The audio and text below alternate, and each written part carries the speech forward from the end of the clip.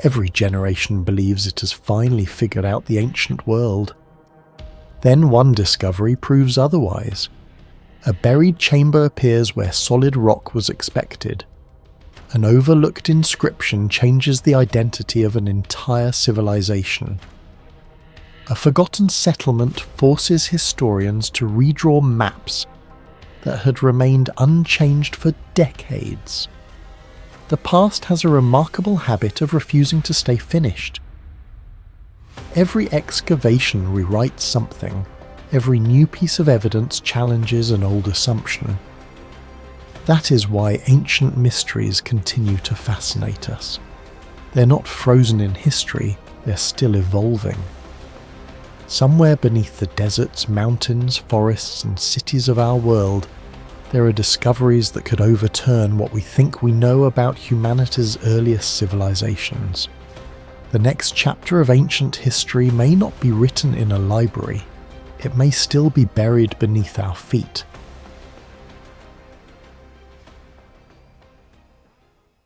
High above the deserts of modern Jordan, rising from a narrow ridge nearly 1,000 meters above sea level, stands Kerak Castle. Built in the 12th century during the Crusades, it appears at first to be another medieval fortress. Yet beneath its massive walls lies a technological mystery that continues to challenge historians, engineers, and archaeologists. Hidden inside the mountain is a labyrinth of tunnels, chambers, water systems, and structural works so ambitious that even today, researchers struggle to explain how they were built using the tools available nearly 9 centuries ago. Located in Al-Kerak, southern Jordan, the fortress has never truly disappeared from history. However, its engineering significance only became clear through modern archaeological surveys, architectural studies, laser mapping, and structural investigations conducted throughout the 20th and 21st centuries. What researchers uncovered was not merely a military stronghold, but an entire artificial environment carved into a mountain. When Crusader Lord Pagan the Butler began construction around 1142 CE, he selected one of the most difficult locations imaginable. The castle sits atop a steep limestone ridge surrounded by deep valleys. The position offered exceptional defensive advantages, but it created enormous engineering problems. Everything required for construction had to be transported uphill. Tens of thousands of tons of limestone blocks, timber, food supplies, tools, and water had to reach a summit protected by cliffs and narrow approaches. Modern engineers would solve such challenges using cranes, trucks, reinforced roads, and heavy machinery. The builders of Kerak possessed none of these technologies. The main structure stretches approximately 220 meters along the ridge. In several locations, the defensive walls exceed 5 meters in thickness. Some vaulted halls span widths that would challenge many later medieval builders. Yet, historical records provide almost no detailed explanation of how such a massive logistical operation was organized. Comparisons with other Crusader fortresses make the puzzle even more intriguing. The famous Crac des Chevaliers benefited from a broader plateau and easier access to surrounding resources. Kerak, by contrast, was effectively balanced on top of a mountain. Every stone represented a transportation challenge that multiplied with elevation. The more researchers examine the site, the more extraordinary the achievement appears. The greatest mystery of Kerak is not visible from outside, it lies beneath the castle. Visitors entering the lower levels quickly discover that the fortress extends far beyond its walls.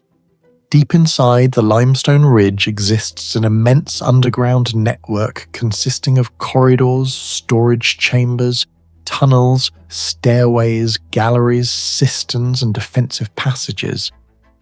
Some corridors descend multiple levels below the surface, while others disappear into darkness beneath hundreds of tons of rock. Certain sections are entirely masonry built, while others were excavated directly into the mountain itself. This raises a question that archaeologists still debate today. How were these underground works created with such precision? Unlike surface construction, underground excavation presents unique difficulties. Builders cannot easily determine direction, ventilation becomes a major problem, and structural collapse becomes a constant threat. Even modern tunnel projects require geological surveys, structural modelling, and continuous monitoring. The engineers of Kerak possessed none of these advantages, yet many tunnels maintain remarkably consistent dimensions over long distances. Several passageways follow carefully planned routes that avoid unstable rock formations. Ventilation shafts appear positioned to maintain airflow, and water infiltration remains surprisingly limited in many sections despite centuries of exposure. Researchers have suggested that medieval builders relied upon practical geological knowledge accumulated through generations of quarrying experience. However, this explanation raises additional questions. How did they accurately predict which sections of limestone could support large underground chambers? How did they coordinate excavation teams operating deep inside the mountain without modern surveying equipment?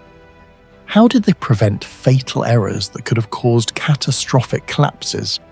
The scale alone is astonishing. The underground spaces collectively represent thousands of cubic meters of excavated rock. Removing such quantities would have required enormous labour. Every piece of stone extracted had to be transported out through narrow passages while construction continued. Even today, some sections remain only partially explored, adding another layer to the mystery. The underground network served another purpose beyond defence. It kept the castle alive. Throughout medieval history, thirst destroyed more fortresses than enemy weapons. Many castles could survive attacks but could not survive the loss of water.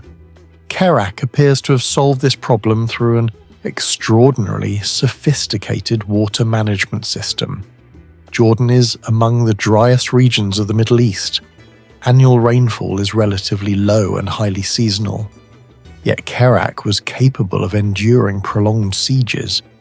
The secret lay in a vast network of cisterns carved directly into bedrock. Rainwater from roofs, courtyards, and collection surfaces was channeled into storage reservoirs hidden throughout the fortress. Some reservoirs reached enormous dimensions, and combined storage capacity likely measured in millions of litres. What fascinates engineers is the precision involved. Water channels require carefully controlled gradients. Excessive slope accelerates erosion, while insufficient slope prevents flow. Maintaining optimal gradients across complex terrain normally demands accurate surveying. Despite medieval limitations, many surviving channels demonstrate impressive hydraulic planning. When compared with Roman aqueduct systems, the scale is smaller, but the environmental challenge is arguably greater. Roman engineers often had access to continuous water sources. Kerak depended primarily upon capturing and preserving seasonal rainfall in a hostile climate. The castle effectively transformed an isolated mountain into a self-sustaining reservoir. Another remarkable feature lies inside Kerak's enormous vaulted halls. The castle contains a vast series of stone vaults extending through multiple levels. Some functioned as barracks, while others served as warehouses, stables, workshops, or storage facilities. Many remained structurally intact nearly 9 centuries after construction. This durability is extraordinary. Unlike modern structures, these vaults contain no steel reinforcement. Their stability depends entirely upon geometry, stone placement, and load distribution. Medieval builders understood the principles of compression, yet Kerak demonstrates an unusually advanced application of these principles. The vaults distribute weight efficiently through thick supporting walls while minimizing material usage. laser scans conducted during modern conservation efforts reveal impressive consistency in arch curvature, despite the absence of modern measuring instruments. Even more impressive is their survival record. Jordan sits within a tectonically active region influenced by the Dead Sea Transform fault system. Numerous earthquakes have affected the broader area throughout history, yet substantial portions of Kerak's vaulted infrastructure remain standing. The exact combination of design choices responsible for this resilience remains incompletely understood. One of the most surprising discoveries involves temperature regulation. Visitors often notice dramatic differences between exterior and interior temperatures. During hot summer days, underground sections remain noticeably cooler. Part of this effect results from thermal mass. Limestone absorbs heat slowly and releases it gradually. However, the castle's internal layout appears to enhance this natural advantage. Certain corridors channel airflow through lower chambers. Vertical shafts create pressure differences that encourage natural ventilation. Some storage rooms maintain relatively stable conditions even during seasonal temperature fluctuations. Whether this represents intentional environmental engineering or an accidental consequence of construction remains debated. Either way, the result resembles passive climate control systems employed in much later architecture. Northern Greece, around 60 kilometers southeast of modern Thessaloniki. Beneath quiet fields overlooking the Gulf of Toronius lie the remains of a city destroyed in 348 BCE. Unlike many ancient settlements that evolved for centuries, ancient Olynthus was frozen in time. What archaeologists uncovered was not merely a Greek city, it was a technological snapshot of an urban civilization whose engineering sophistication may have been centuries ahead of what historians once imagined. Although the ruins were known locally for generations, systematic excavations began in 1928 under American archaeologist David Moore Robinson. Over the following decade, researchers uncovered more than 100 houses, streets, drainage systems, workshops, public buildings, and some of the finest pebble mosaics ever discovered in the ancient Greek world. The city had been destroyed by Philip II of Macedon in 348 BCE and was never substantially reoccupied. As a result, Olynthus preserved an unusually complete record of urban life during classical Greece. The significance of the discovery became increasingly apparent as excavation reports accumulated. Unlike Athens, Sparta, or Corinth, whose ancient layers were repeatedly rebuilt and altered, Olynthus offered archaeologists something extraordinarily rare: an entire city preserved almost exactly as it existed at the moment of destruction. Every street, every courtyard, every drainage channel, and every decorative floor became evidence in a much larger mystery. How had a society working more than 23 centuries ago achieved such remarkable levels of standardization, planning, and technical precision? The first puzzle emerged from the city's layout itself. Olynthus was organized according to a remarkably regular grid system. Streets intersected at near right angles, creating blocks of housing that followed repeating dimensions across large sections of the city. Today, creating such a layout appears straightforward because surveyors possess satellite positioning systems, laser instruments, and computerized mapping software. 4th century BCE engineers possessed none of these technologies, yet measurements conducted by modern archaeologists revealed levels of consistency that continue to attract attention. Residential blocks often approached 100 meters in length while maintaining remarkably uniform proportions. Similar urban planning principles existed elsewhere in the Greek world, particularly in cities influenced by Hippodamian planning. However, Olynthus represents one of the best preserved examples ever discovered. The mystery is not that the Greeks understood geometry, The mystery is how they repeatedly translated geometric theory into large-scale urban reality across uneven terrain with such consistency. Some researchers suggest that surveyors relied on ropes, wooden stakes, sighting instruments, and astronomical observations. While these methods undoubtedly played important roles, modern attempts to reconstruct the entire planning process often reveal how difficult maintaining accuracy becomes over long distances. Small errors accumulate rapidly, yet the urban framework of Olynthus demonstrates a level of control that appears surprisingly advanced for its era. The city's residential architecture deepens the mystery. Excavations uncovered dozens of houses sharing remarkably similar internal arrangements.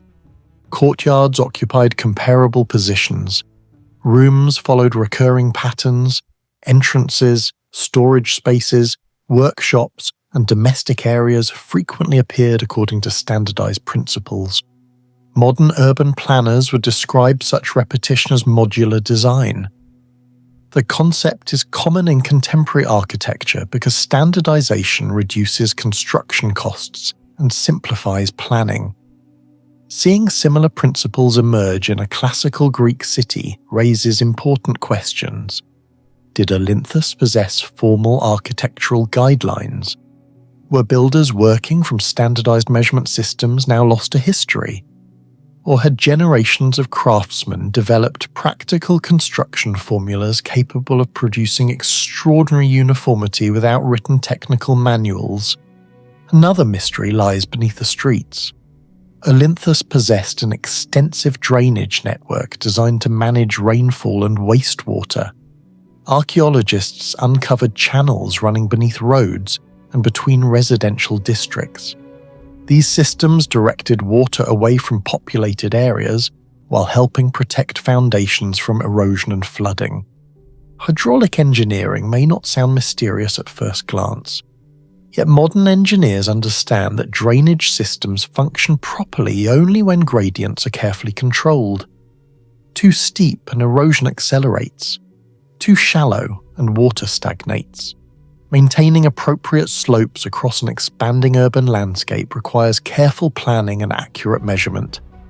The drainage network of Olynthus functioned effectively enough to support a substantial urban population.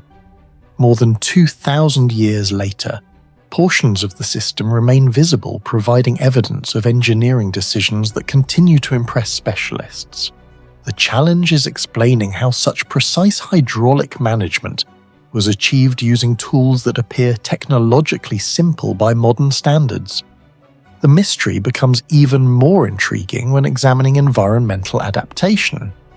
Northern Greece experiences seasonal variations in temperature, sunlight, and wind patterns. Many houses at Olynthus appear designed to take advantage of these natural conditions. Courtyards improved ventilation. Building orientations maximized winter sunlight while reducing summer heat exposure. Covered walkways created transitional spaces that moderated temperature changes throughout the day. Computer simulations performed on ancient Mediterranean architecture suggest that passive climate control strategies can significantly improve indoor comfort. Similar principles are celebrated in modern sustainable architecture. Yet Olynthus demonstrates that builders may have understood aspects of environmental design more than 2 millennia ago. Whether this knowledge emerged through scientific observation, accumulated experience, or cultural tradition remains difficult to determine. Among all the mysteries of Olynthus, however, none is more fascinating than the city's extraordinary mosaic floors. Today, visitors often admire mosaics primarily as works of art. Archaeologists see something more. They see evidence of geometry, planning, material science, visual mathematics, and construction techniques that remain surprisingly difficult to explain in full detail. The finest examples at Olynthus were created from carefully selected pebbles, rather than the cut tesserae that became common in later Roman mosaics. Craftsmen arranged thousands of stones to form complex geometric patterns, mythological scenes, animals, and decorative borders. Some mosaics display astonishing symmetry. Others contain intricate curves and repeating motifs requiring precise spatial control. The challenge becomes apparent when considering the construction process. Builders worked without graph paper, digital modelling software, laser guides, or modern measuring equipment. Yet many designs maintain proportional relationships across large floor surfaces with minimal visible distortion. Researchers have long debated how these artisans achieve such accuracy. One possibility involves the use of geometric grids laid out directly onto prepared surfaces. Another proposes the use of string frameworks functioning as temporary reference systems. Some scholars suggest artisans may have employed full-scale preliminary drawings, similar to methods later documented in other artistic traditions. The problem is that direct evidence for these techniques remains limited. The temporary tools would have disappeared long ago. What survives are the finished floors themselves. They reveal the results of a process, but not necessarily the process itself. Comparisons with contemporary civilizations make the mystery even more compelling. Egyptian builders mastered monumental stone construction. Mesopotamian cities developed sophisticated urban systems. Persian engineers created vast imperial infrastructure. Yet the pebble mosaics of Olynthus represent a unique intersection of mathematics, aesthetics, and technical execution. Their precision rivals decorative traditions that emerged centuries later under the Romans. Some patterns demonstrate rotational symmetry and geometric balance that modern observers can easily recognize, but remain difficult to reproduce manually without careful planning. Experimental archaeologists attempting to recreate comparable pebble mosaics often discover that maintaining consistency across thousands of individual stones demands exceptional skill, patience, and spatial awareness.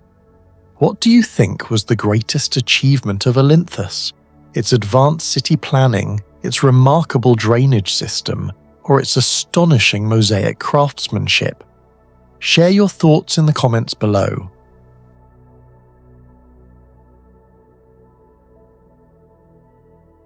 In the heart of Boeotia, central Greece, lies Orchomenos, a city once described by ancient writers as one of the wealthiest places in the Greek world. Today, only scattered ruins remain. Yet beneath those ruins stands a monument that continues to challenge archaeologists, engineers, and historians alike. More than 3,300 years ago, long before the Romans mastered true arches and domes, the builders of Orchomenos created one of the largest stone vaults in Europe. The question is simple: how did they do it? The modern rediscovery of Orchomenos emerged gradually through 19th and 20th century excavations. Archaeologists investigating references in Homeric traditions uncovered evidence of a powerful Mycenaean center, flourishing between roughly 1600 and 1200 BCE. Among the discoveries was the structure known as the Treasury of Minyas, a massive tholos tomb dating to approximately the 14th century BCE. What initially appeared to be another royal burial monument soon revealed itself as one of the most remarkable engineering achievements of the Bronze Age. The greatest mystery begins with the enormous dome itself. The Treasury of Minyas possesses an interior chamber approximately 14 meters in diameter and nearly 14 meters high. For comparison, this places it among the largest enclosed spaces constructed anywhere in Europe during its era. The structure predates the development of the true arch by many centuries. Roman engineers would not perfect large-scale arch construction until more than 1,000 years later. Yet somehow the builders of Orchomenos created a monumental stone chamber capable of surviving earthquakes, weathering, and the collapse of civilizations. The distinction between a true dome and the vault at Orchomenos is critical. A Roman dome relies on curved geometry that distributes weight along continuous compression lines. The Treasury of Minyas does not. Instead, It uses a technique known as corbelling. Each circular ring of stone projects slightly inward beyond the ring below it. Layer after layer, the walls gradually close until a single capstone seals the chamber. In theory, the method sounds straightforward. In practice, it presents extraordinary challenges. Every stone had to be positioned with remarkable precision. If a single layer projected too far inward, excessive stress could develop. If it projected too little, the chamber might never close. Modern engineers can model such structures using computer simulations and structural analysis software. Bronze Age builders possessed neither. They had no modern mathematics, no laser surveying equipment, and no written engineering manuals describing large-scale dome construction. Nevertheless, the geometry of the monument remains astonishingly accurate. Researchers comparing the treasury of Minyas with the famous treasury of Atreus at Messene have noted similar construction principles, yet Orchomenos displays distinctive refinements. Some of the masonry surfaces reveal fitting tolerances measured in mere millimeters. Even today, many joints remain tightly connected despite more than 3 millennia of exposure. The precision raises difficult questions. What measurement systems were available to Messenian builders? How were curved surfaces planned and executed without advanced instruments? No definitive answer has emerged. The challenge becomes even greater when considering the size of the stones themselves. Several blocks incorporated into the monument weigh many tons. Transporting such material is difficult even with modern machinery. During the Bronze Age, the builders had access only to wooden sledges, ropes, human labour, and perhaps draft animals. Iron tools did not yet exist in widespread use. There were no cranes powered by engines. Yet the stones were extracted, transported, shaped, lifted, and placed with astonishing effectiveness. Experiments conducted on ancient construction methods suggest that large groups of workers could move heavy blocks using sledges on prepared surfaces. Similar techniques have been proposed for the Egyptian pyramids. However, moving stones is only part of the problem. Positioning them accurately within a rising corbelled dome requires another level of control entirely. The logistics involved imply sophisticated planning, workforce management, and engineering knowledge that exceed traditional assumptions about Bronze Age societies. Another puzzle concerns the decorative sophistication of the structure. Archaeological investigations have revealed evidence that portions of the treasury of Minyas were once adorned with finely carved stone panels and decorative elements. Fragments of sculpted marble indicate a level of craftsmanship far beyond what many people associate with the Mycenaean period. Some surviving patterns display geometric precision comparable to decorative programs found centuries later in classical Greek architecture. This observation has fueled an ongoing debate among scholars. Traditional narratives often portray Greek engineering as reaching maturity during the classical period, between the 5th and 4th centuries BCE. Yet, Orchomenos suggests that advanced stoneworking traditions may have deeper roots. If Mycenaean craftsmen were already achieving such levels of precision in the 14th century BCE, how much technical knowledge has been lost to history?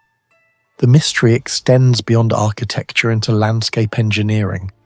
Orchomenos occupied a strategic position near Lake Kopai, once the largest lake in central Greece. Geological studies indicate that the surrounding basin covered hundreds of square kilometers. Seasonal flooding posed a constant threat to agriculture and settlement. Yet evidence suggests that Mycenaean engineers developed one of the most ambitious hydraulic management systems of the ancient world. Excavations have identified extensive drainage channels, embankments, and water control structures associated with the Kopai's basin. Some channels stretched for kilometers. Their purpose appears to have been the regulation and redirection of water to reclaim fertile agricultural land.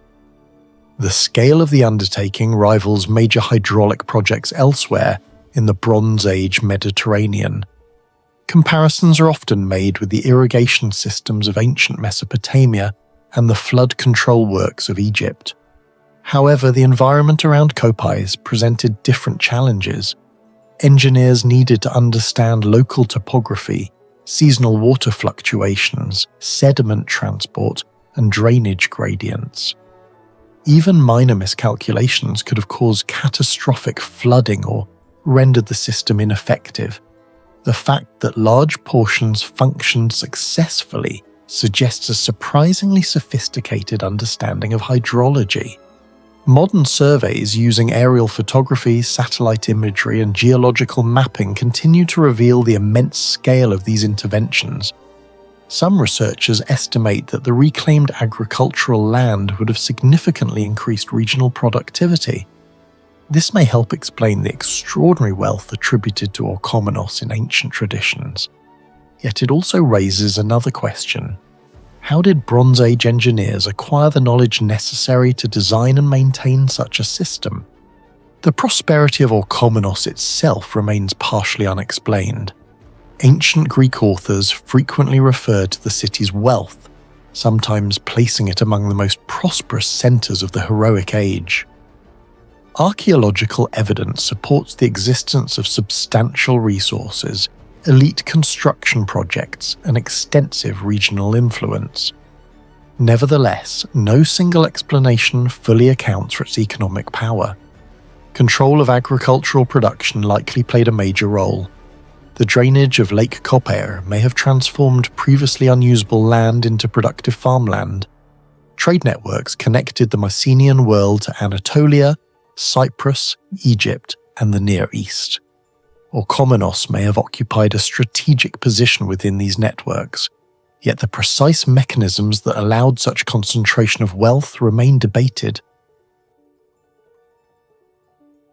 On a small desert island in the Persian Gulf, where annual rainfall rarely exceeds 80 millimeters and fresh water should be scarce, an ancient city flourished for more than 2,000 years. Today, the ruins of Qalat al-Bahrain preserve one of archaeology's most perplexing mysteries. How did a civilization build a major trading empire, sustain a large urban population, and control fresh water in the middle of a saltwater environment 4,000 years ago? Located on the northern coast of Bahrain, Qalat al-Bahrain was known locally for centuries, but its true significance emerged only after systematic excavations began in the 1950s under Danish archaeologist Geoffrey Bibby and later international teams. Beneath a 12-meter-high archaeological mound, researchers uncovered 7 major occupation layers spanning roughly from 2300 BCE to the 18th century CE. What appeared to be a simple fortress turned out to be the capital of the ancient Dilmun civilization, one of the most important commercial centers of the Bronze Age. The story of Qalat al-Bahrain begins with a paradox. Ancient civilizations generally emerged where water, fertile land, and predictable resources were abundant. Egypt grew along the Nile, Mesopotamian cities thrived between the Tigris and Euphrates, and the Indus civilization developed around major river systems. Bahrain, by contrast, is a small arid island surrounded by seawater, yet between approximately 2200 and 1600 BCE, it became one of the most important commercial hubs in the ancient world. Cuneiform texts from Mesopotamia repeatedly mention Dilmun as a prosperous trading center connecting Sumer, Akkad, the Indus Valley, Oman, and Arabia. Archaeological discoveries confirm these accounts. Seals, pottery, copper artifacts, weights, beads, and imported materials reveal trade networks extending over more than 2,000 kilometers. But while historians understand the existence of these networks, the technological foundations that made them possible remain only partially understood. The greatest mystery concerns water. Modern Bahrain receives limited rainfall, averaging less than 80 millimeters annually in many areas, while evaporation greatly exceeds precipitation. Under such conditions, supporting a major urban centre should have been extremely difficult. Yet excavations reveal dense residential districts, warehouses, workshops, administrative buildings, and agricultural activity capable of sustaining thousands of inhabitants. The explanation appears to lie beneath the island itself. Geological studies have shown that Bahrain sits above extensive limestone aquifers connected to groundwater systems originating in eastern Arabia. Through natural hydrogeological processes, fresh groundwater rises toward the surface and historically emerged through springs both on land and even beneath the sea. Ancient writers describe divers collecting fresh water from submarine springs in the Gulf, an observation later confirmed by modern surveys. The mystery is not that the water existed. The mystery is how Bronze Age engineers managed it. Researchers have identified numerous ancient wells and water installations around Bahrain. Some were positioned astonishingly close to the coastline, where saltwater intrusion would normally pose a major threat. Modern hydrologists understand how delicate freshwater lenses can be. Excessive extraction can allow seawater to contaminate groundwater reservoirs. Yet Dillman maintained stable settlement patterns for centuries. No surviving engineering manuals explain how they located aquifers, monitored salinity, or controlled extraction rates. Even today, groundwater management in coastal regions requires sophisticated geological knowledge, pumping controls, and constant monitoring.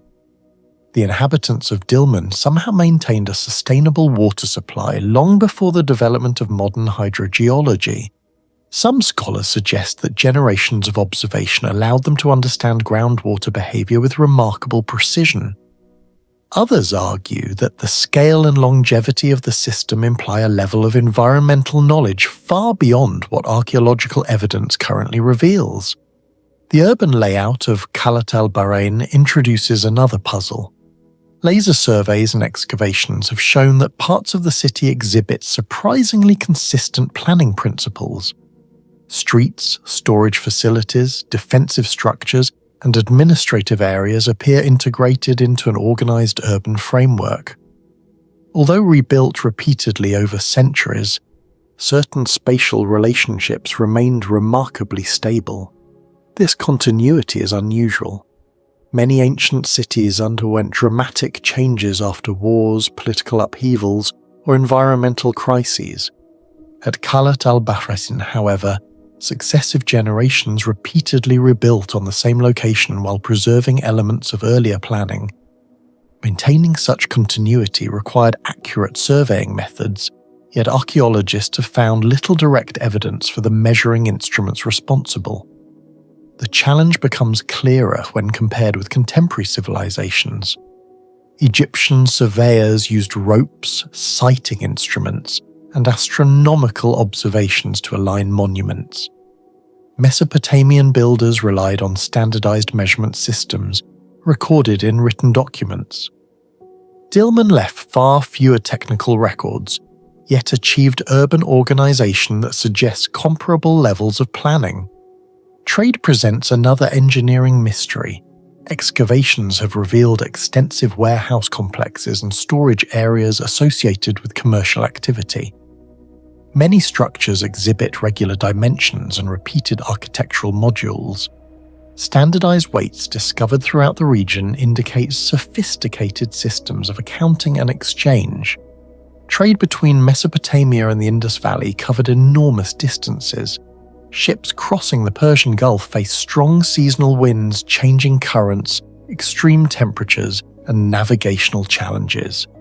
The island's strategic location certainly helped, but geography alone does not explain its success. Bronze Age sailors lacked magnetic compasses, chronometers, and modern charts. Yet Dillman merchants coordinated exchanges involving copper from Oman, timber from distant regions, luxury goods from the Indus civilization, and products from Mesopotamia. Some researchers compared Dilmun's role to that of later maritime hubs such as Venice or Singapore. Both prospered by controlling trade routes rather than producing vast quantities of resources themselves. The difference is that Venice and Singapore operated with written bureaucracies, detailed maps, and advanced navigation systems. Dilmun achieved comparable regional influence with technologies that remain poorly documented. The defensive architecture of Khalid al-Bahrain raises additional questions. Massive fortifications were constructed during different phases of occupation. The foundations had to remain stable despite proximity to marine environments characterized by fluctuating moisture, salt exposure, and periodic flooding. Modern engineers recognize salt as one of the most destructive agents affecting masonry. Salt crystals expand within pores, weakening stone and mortar over time. Coastal structures typically deteriorate rapidly without constant maintenance. Yet portions of Khalat al-Bahrain survived for millennia. Archaeological analysis suggests that builders carefully selected limestone and construction techniques adapted to local environmental conditions. However, researchers continue debating the exact methods responsible for the site's exceptional durability. Perhaps the most intriguing mystery involves the coastline itself. The landscape surrounding Khalat al-Bahrain has changed dramatically over 4,000 years. Sedimentation, sea level fluctuations, and human activity have altered the shoreline. Areas now located inland may once have bordered navigable waters. This complicates efforts to reconstruct the ancient harbour. Archaeologists know the city functioned as a major maritime centre, yet the precise configuration of its port remains uncertain. Determining how ships loaded cargo, how harbour facilities were protected from storms, and how maritime traffic was organised remains an active area of research.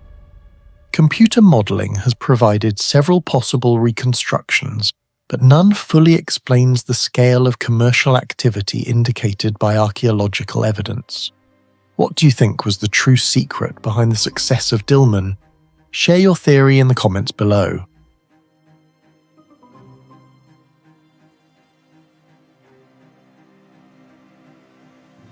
On the northeastern coast of Greece, beside the Aegean Sea, lie the ruins of Abdera, an ancient city whose buried streets may preserve one of the most overlooked engineering mysteries of the classical world. Although known from ancient texts, the true scale of Abdera only emerged through systematic excavations conducted during the 20th century.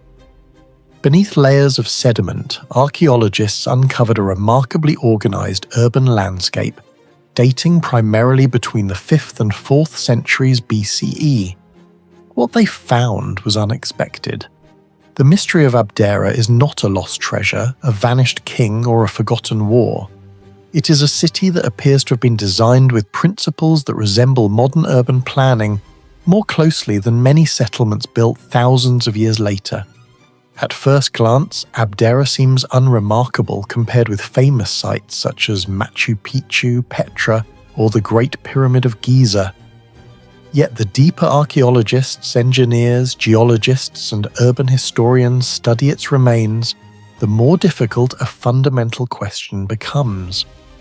How did a society more than 2,400 years ago create a city whose organization appears strikingly similar to concepts employed by modern planners? The answer remains incomplete. Excavations revealed a network of streets arranged according to a highly structured grid.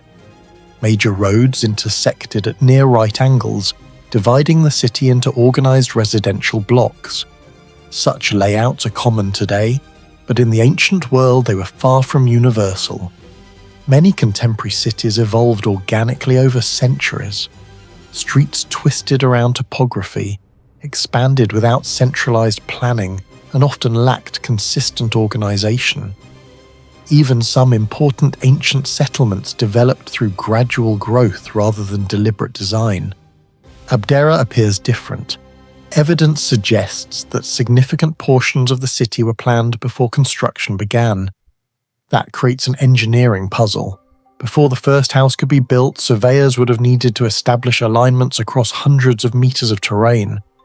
They would have had to determine road widths, property divisions, drainage routes, and future expansion zones. Modern engineers accomplish such tasks with laser instruments, satellite positioning systems, digital elevation models, and sophisticated surveying equipment. The builders of Abdera possessed none of these, yet measurements indicate a surprisingly consistent urban geometry. Researchers often compare Greek-planned cities to the work associated with Hippodamus of Miletus, frequently called the father of urban planning. However, even if theoretical concepts existed, translating those ideas into physical reality required extraordinary precision. The challenge becomes clearer when considering scale. A small surveying error of only 1 degree can produce deviations of several meters across long distances. Over an urban grid extending hundreds of meters, cumulative inaccuracies should become obvious, yet many sectors of Abdera display a coherence that suggests careful control over measurements. Exactly how ancient surveyors achieved such accuracy remains uncertain. Some scholars propose the use of sighting poles, ropes, measuring staffs, and astronomical observations. Others suggest techniques involving solar alignments and geometric triangulation. The problem is that no surviving documentation fully explains the procedures used. The city itself appears to preserve evidence of expertise whose operational details have largely vanished. This puzzle becomes even more intriguing when viewed alongside the city's water management system. Beneath the streets, archaeologists discovered drainage networks designed to remove rainwater and wastewater from inhabited districts. To modern observers, drainage infrastructure may seem ordinary. In reality, it represents one of the most demanding engineering challenges in urban construction. For a drainage system to function effectively, channels must maintain carefully controlled gradients. If the slope is too shallow, water stagnates. If the slope is too steep, erosion accelerates and structural damage becomes more likely. Engineers today calculate these parameters using mathematical models and precise instruments. The builders of Abdera relied on observation, experience, and tools that remain only partially understood. Yet many sections of the drainage network appear to have functioned efficiently for generations. The implications are significant. It suggests that ancient engineers possessed a practical understanding of hydraulics, far more sophisticated than commonly assumed. Comparison with other ancient civilizations strengthens this conclusion. The Romans became famous for aqueducts and sewers. Mesopotamian cities developed canal systems. The Indus Valley civilization built advanced drainage networks more than a millennium earlier. Abdera demonstrates that Greek urban engineers also mastered complex water management techniques, even though their achievements often receive less attention. Another mystery emerges from the city's relationship with its environment. Abdera occupied a coastal zone shaped by rivers, sediment deposition, and shifting shorelines. Geological studies indicate that the coastline in antiquity differed substantially from what exists today. Over centuries, rivers transported enormous quantities of sediment toward the sea. Coastal landscapes gradually transformed. Harbours silted up. Channels migrated. These processes create persistent problems even for modern port cities. Yet ancient Abdera flourished as an important commercial centre, connected to maritime trade networks across the northern Aegean. How did its inhabitants maintain access to the sea despite environmental changes that constantly threatened coastal infrastructure? The question remains unresolved. Some researchers believe portions of the ancient harbour now lie buried beneath thick sediment deposits. Others suspect that sections may be submerged offshore. The difficulty of reconstructing the original coastline means that the complete harbour system has never been fully identified. If future discoveries reveal its design, they could transform our understanding of Greek coastal engineering. The city's defensive architecture introduces another layer of complexity. Abdera was protected by fortifications extending around substantial portions of the settlement. These walls were not simply barriers. They were engineered systems interacting with local terrain. Builders adapted routes according to topography, balancing defensive effectiveness against construction efficiency. This required practical geological knowledge. Engineers needed to identify stable ground, avoid vulnerable zones, and understand how foundations would behave over time. Modern geotechnical investigations rely on drilling, laboratory testing, and computer simulations. Ancient builders relied on accumulated experience, yet many of their structures endured for centuries. The question is not whether they possessed engineering knowledge. The evidence clearly shows that they did. The mystery lies in how that knowledge was acquired, transmitted, and preserved. Perhaps the most fascinating aspect of Abdera is that nearly all of these achievements were accomplished without leaving behind detailed technical manuals. The city itself survives, but the engineers do not.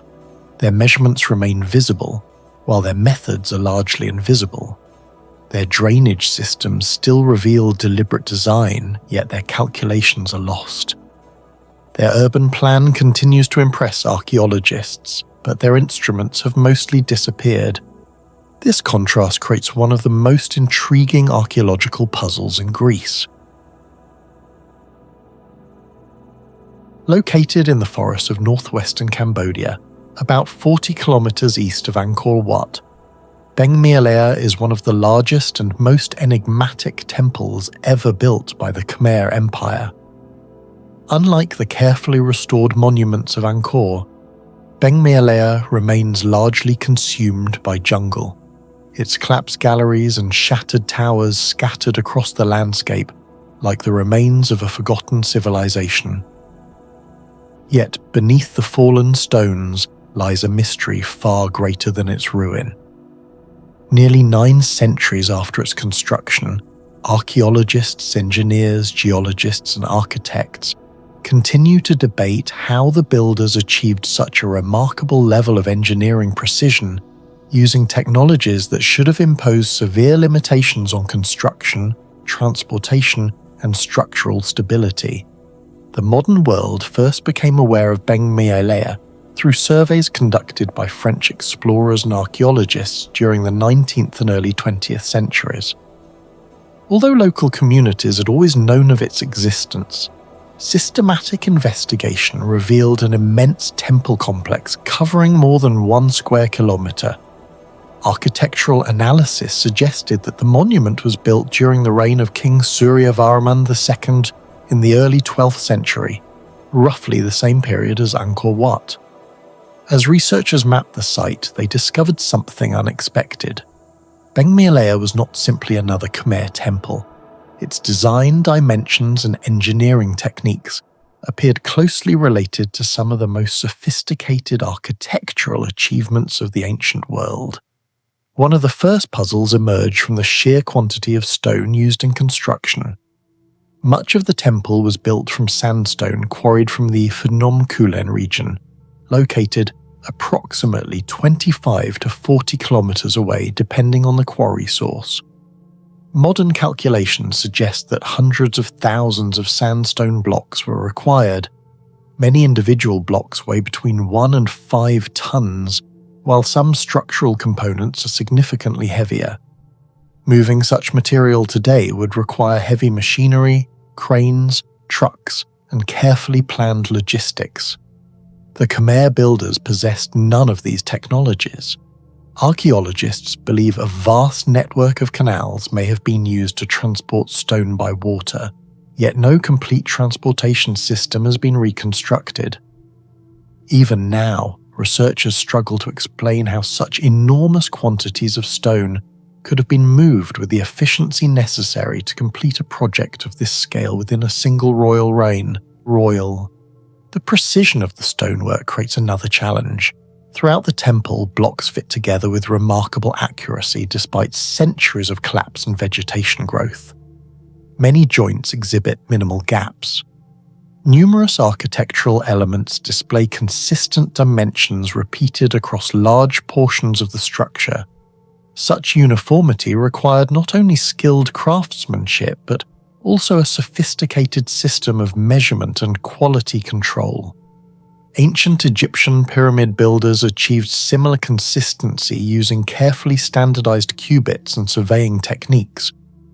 Roman engineers employed advanced geometry and specialized tools, yet no detailed Khmer engineering manuals survive. The question remains unanswered. How did medieval Khmer builders maintain geometric accuracy across a project spanning more than a square kilometre while working in dense tropical conditions? The mystery becomes even more intriguing when examining the temple's structural design. Like Angkor Wat, Beng Mealea utilizes extensive corbelled vaulting.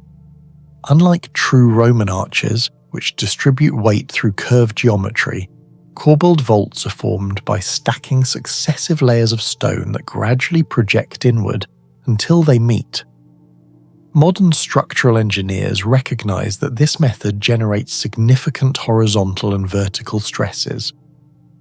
Despite these limitations, Khmer builders constructed long corridors, elevated galleries, and complex roofing systems capable of supporting immense loads. Some sections have survived nearly 900 years despite earthquakes, seasonal flooding, biological growth, and structural collapse elsewhere in the complex. Computer modelling suggests that certain portions operated very close to theoretical stability limits. How Khmer engineers determined safe dimensions without modern mathematics remains uncertain. Perhaps the most fascinating and least understood mystery concerns the foundation itself. Beng Mealea was not built on an ideal geological platform. The surrounding region consists largely of tropical soils affected by seasonal fluctuations in groundwater levels. Such environments are notoriously difficult for large stone structures. Modern engineers know that weak or moisture-sensitive soils can produce differential settlement, a process in which different sections of a building sink at different rates. Even minor settlement can generate cracks, distort walls, and eventually lead to catastrophic failure. Many historic structures around the world have suffered precisely this problem. The Leaning Tower of Pisa is perhaps the most famous example, where uneven foundation behaviour produced visible tilting. Yet Beng Mealea presents a very different story. Despite its enormous mass, substantial portions of the temple maintained structural coherence for centuries before collapse occurred. Archaeological investigations indicate that Khmer engineers likely constructed sophisticated foundation systems incorporating compacted sand, laterite blocks, and carefully prepared ground layers. Some researchers propose that the builders intentionally created engineered platforms capable of distributing loads across larger surface areas. Others suggest that hidden drainage systems helped regulate groundwater beneath the structure. What remains remarkable is that no surviving written documentation explains the process.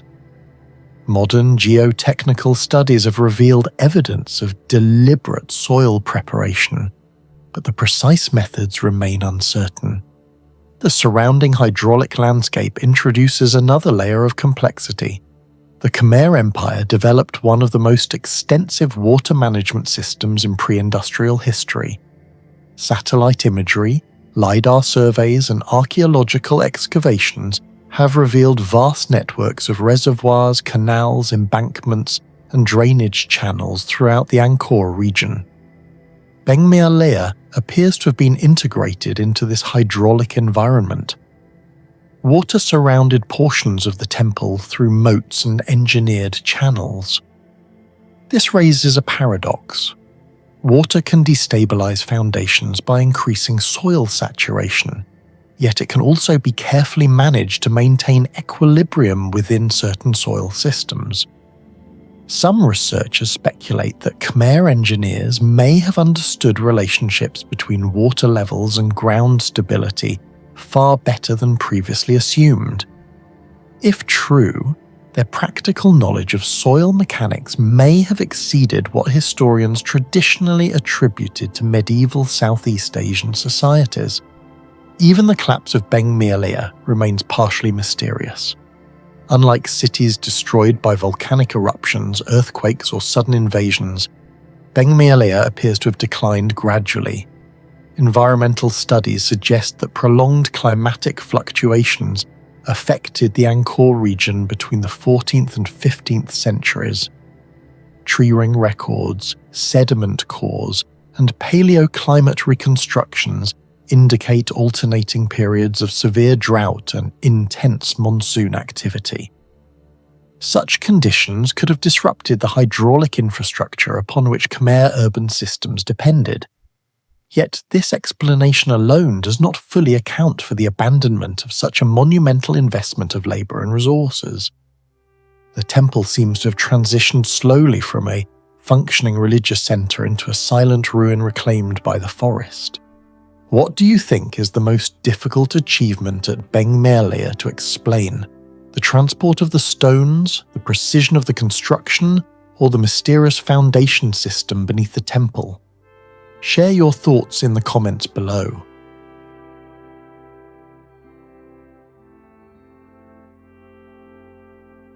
Perched atop an isolated rock plateau overlooking the western shore of the Dead Sea and the Judean desert of modern-day Israel, Masada appears almost impossible. Rising approximately 450 meters above the surrounding terrain and protected by sheer cliffs on nearly every side, the fortress has become famous for its dramatic final stand against the Roman Empire. Yet the greatest mystery of Masada is not the siege that ended its history. It is the engineering that made the site possible in the first place. Long before archaeologists uncovered its secrets, Masada was already challenging assumptions about what ancient builders could accomplish in one of the harshest environments on Earth. The ruins were known to local populations for centuries, but scientific investigation accelerated during the 19th century through surveys conducted by European explorers. Major excavations led by Israeli archaeologist Yigael Yadin between 1963 and 1965 transformed Masada into one of the most intensively studied archaeological sites in the Middle East.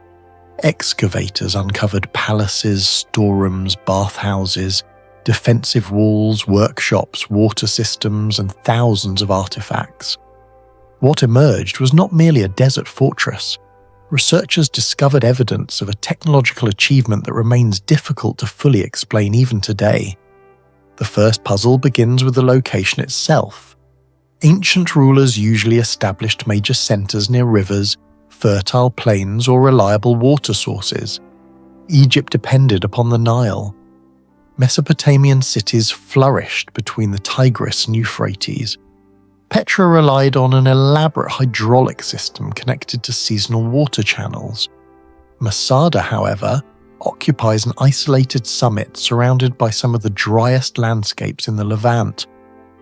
Annual rainfall in the region is often less than 100 millimeters. Temperatures frequently exceed 40 degrees Celsius during summer months. By every conventional measure, this was a place where large-scale permanent occupation should have been extremely difficult. Yet archaeological evidence reveals that during the reign of Herod the Great in the late 1st century BCE, Masada was transformed into a luxurious and heavily fortified complex, capable of supporting hundreds of inhabitants. Massive food stores were discovered throughout the site. Imported ceramics arrived from distant regions of the Roman world. Elegant frescoes decorated palace walls. Roman-style bathhouses required substantial quantities of water. Every discovery raises the same question. How was this possible in an environment seemingly designed to prevent long-term habitation? The answer appears to lie in one of the most extraordinary hydraulic systems ever constructed in the ancient world. Engineers carved channels into surrounding mountainsides to capture flash floods generated by rare seasonal storms. These channels directed water into enormous reservoirs cut directly into the rock. Modern estimates suggest the total storage capacity exceeded 40,000 cubic meters. Some researchers place the figure closer to 50,000 cubic meters. To appreciate the scale, that volume is sufficient to fill roughly 16 to 20 Olympic-sized swimming pools. What makes the system remarkable is not merely its size, but its precision. Flash floods in desert environments are among the most destructive hydrological events on Earth.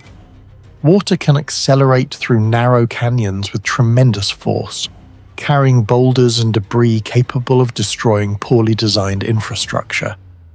The builders of Masada somehow calculated gradients, channel dimensions, flow directions, and storage capacities with extraordinary accuracy.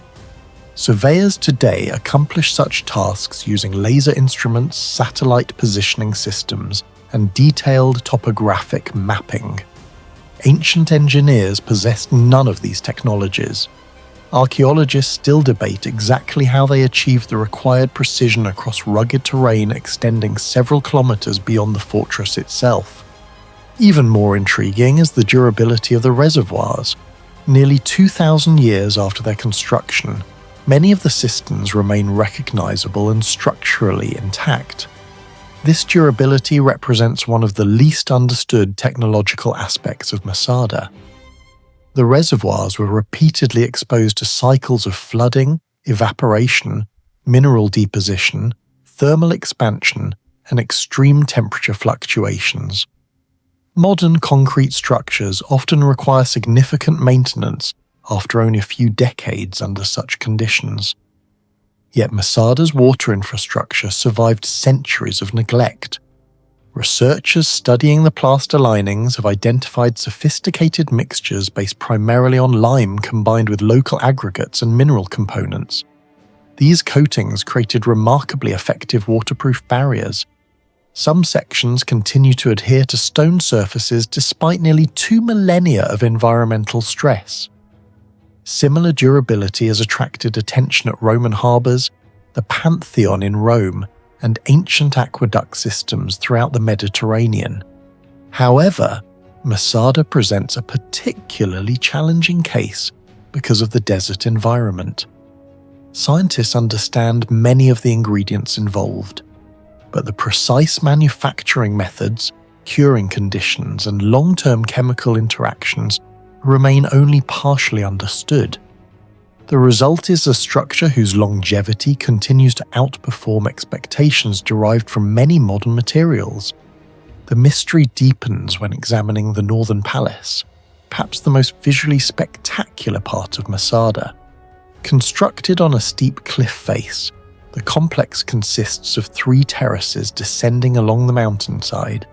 The lowest levels appear to cling almost impossibly to the edge of the precipice. Modern structural engineers studying the site have noted the difficulty of constructing such a building even with contemporary equipment. Before construction could begin, builders needed detailed knowledge of rock stability, load distribution, and foundation behavior. A single miscalculation could have triggered catastrophic collapse. Yet the terraces survived earthquakes, weathering, and centuries of abandonment. While restoration efforts have stabilized certain sections, the fundamental structure remains a testament to engineering decisions made more than 2,000 years ago. Researchers continue investigating how builders evaluated the integrity of cliffside rock formations without modern geological analysis. The evidence suggests a practical understanding of structural behavior far more advanced than often assumed for the period. Another unresolved challenge concerns logistics. Every stone, timber beam, decorative element, ceramic vessel, and construction material had to be transported onto a mountaintop surrounded by cliffs. The scale of the undertaking was enormous. Excavations revealed warehouses large enough to store years of provisions. Some storerooms extended more than 25 meters in length. Large quantities of grain, wine, oil, and dried food were preserved in sealed containers. Supporting such infrastructure required continuous movement of resources from lower elevations to the summit. Ancient texts provide only limited information about construction methods. Archaeologists have proposed systems involving ramps, pack animals, labor crews, and lifting mechanisms. Yet no reconstruction fully explains the efficiency required to complete the project within the historical timeframe associated with Herod's reign. Comparisons with other monumental construction projects highlight the challenge. The builders of Petra carved architecture directly into sandstone cliffs. Roman engineers erected aqueducts spanning valleys. Inca architects transported massive stones across mountain landscapes. Masada combines elements of all three challenges simultaneously: elevation, isolation, and environmental hostility. If you had to choose one mystery that remains unsolved at Masada, which would it be? Let us know your thoughts in the comments below.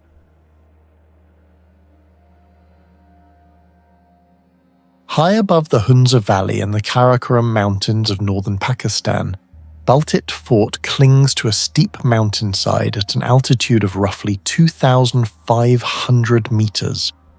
For more than 7 centuries, this wooden and stone fortress has survived earthquakes, landslides, freezing winters, and political upheavals in one of the most geologically unstable regions on Earth. The mystery is not that Baltit Fort exists. The mystery is how it is still standing.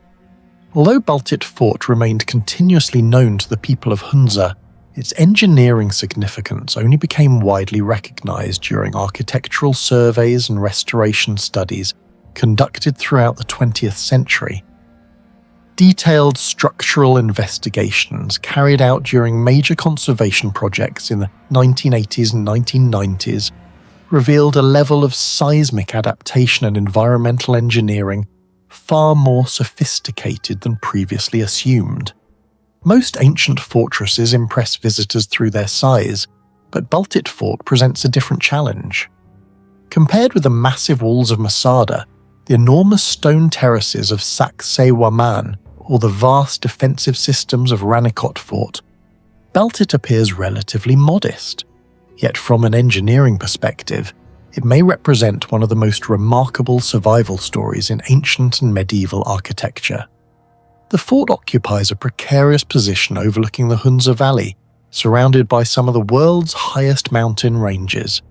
Nearby peaks exceed 7,000 meters, while the region sits within the active collision zone between the Indian and Eurasian tectonic plates.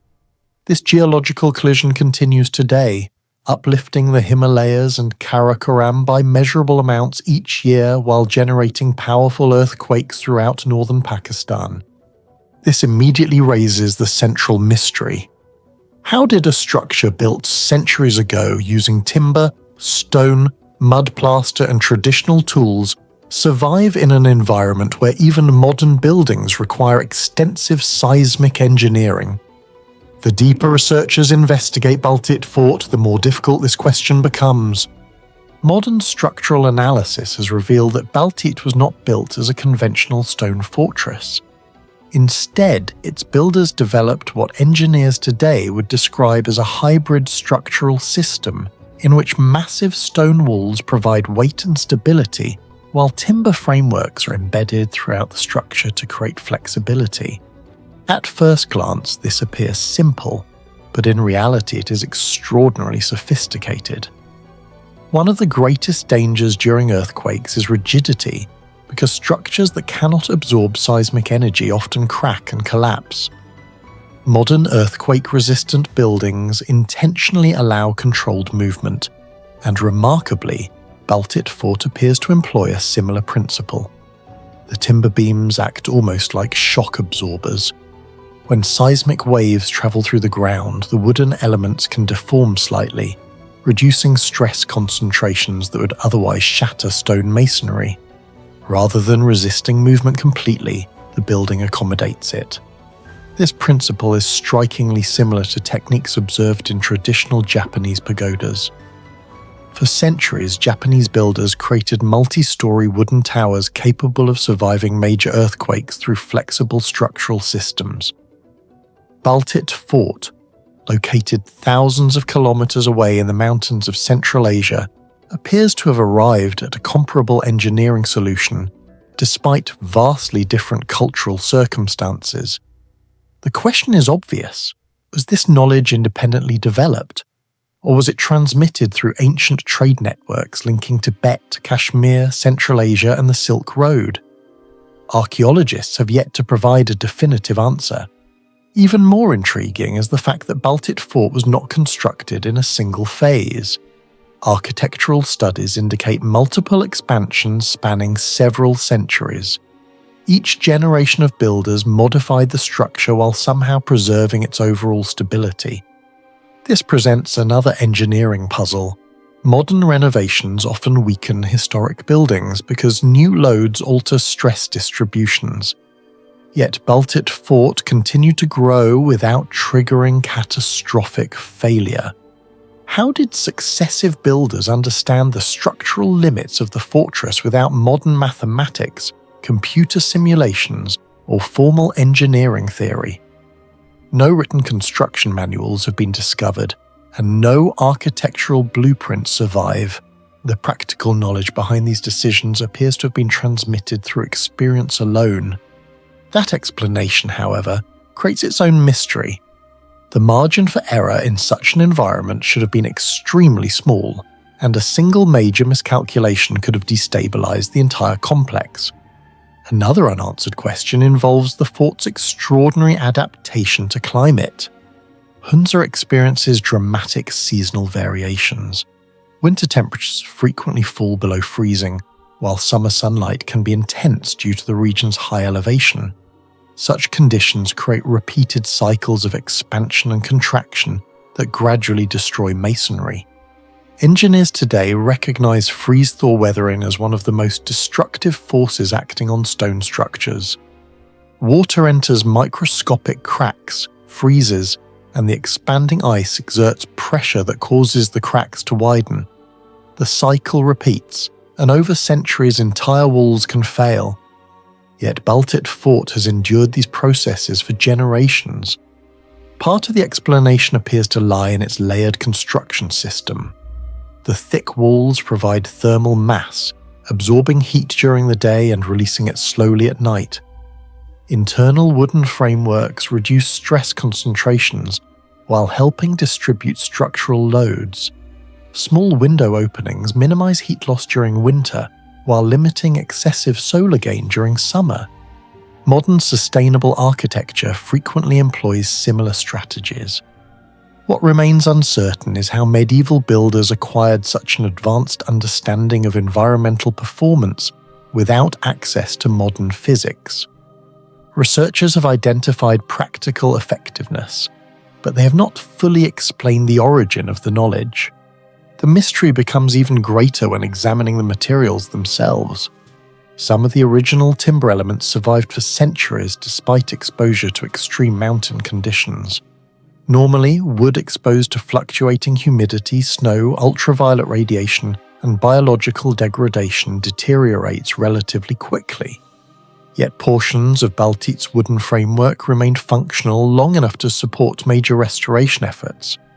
Conservation specialists believe careful species selection played an important role. Local builders likely chose timber with naturally favourable mechanical properties and resistance to decay. However, the exact methods used to prepare, season, and maintain these materials remain poorly documented. The survival rate exceeds what many researchers would expect under such environmental conditions. Then there is the question of logistics. Today, moving construction materials into mountainous terrain often requires vehicles, cranes, roads, and extensive infrastructure. The original builders possessed none of these advantages. Baltit Fort sits on a steep slope above the valley floor. Stone blocks, timber beams, tools, food supplies, and construction materials all had to be transported manually or with animal assistance. The fortress contains multiple stories, thick defensive walls, elevated watch points, and extensive living spaces.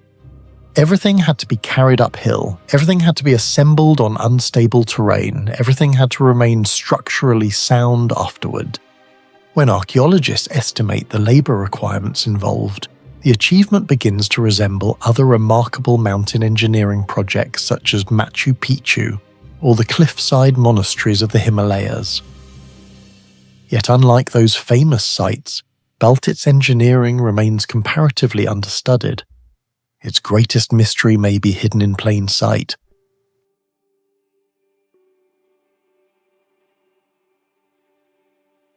Northern Greece. At the edge of a vast ancient marshland beneath the shadow of the Pangion Mountains lie the ruins of Philippi. For more than 15 centuries, this city endured earthquakes, floods, invasions, and environmental change. Yet the greatest mystery is not why it disappeared. The greatest mystery is how it existed there at all. Although travellers had known about the ruins for centuries, systematic archaeological excavations began in the early 20th century. Beneath layers of Byzantine churches, Roman forums, theatres, roads, and fortifications, archaeologists uncovered evidence of a city continuously occupied from the 4th century BCE until the late Byzantine era. What emerged was not merely an ancient settlement, but a technological puzzle stretching across more than 1,500 years of history. The first mystery begins with geography. Philippi was founded around 356 BCE by Philip II of Macedon. The location was strategically valuable because it controlled access between Europe and Asia through a narrow corridor later crossed by the famous Via Egnatia, one of the most important Roman roads ever constructed. However, from an engineering perspective, the site was deeply problematic. Ancient Philippi stood beside extensive wetlands fed by mountain runoff and seasonal flooding. Geological studies indicate that large portions of the surrounding plain consisted of alluvial sediments, silts, and waterlogged soils. Modern engineers generally avoid placing massive stone structures on such unstable ground without extensive foundation work. Soft sediments compress under weight, causing differential settlement, wall cracking, and structural failure. Yet Philippi developed into one of the most important cities in Macedonia. The puzzle becomes more remarkable when examining the city's longevity. While many ancient settlements built on difficult terrain survived only a few centuries before abandonment or collapse, Philippi remained active for over 1,500 years. During that period, it hosted Macedonian rulers, Roman colonists, early Christian communities, and Byzantine administrators. Archaeological excavations reveal evidence of extensive earthworks and drainage systems beneath major construction zones. Ancient builders appear to have manipulated water flow across the landscape, creating stable zones for urban development. However, researchers still debate the full scale of these interventions. Much of the ancient hydraulic infrastructure remains buried beneath sediments deposited over centuries. Comparisons with other ancient cities highlight the challenge. Roman engineers famously built on difficult terrain in places such as Ravenna, while Mesopotamian cities struggled constantly against groundwater and subsidence.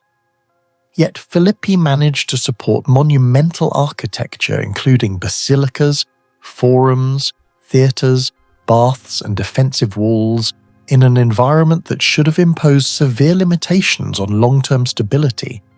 How ancient engineers achieved such durable results without modern geotechnical science remains one of the site's most intriguing unanswered questions.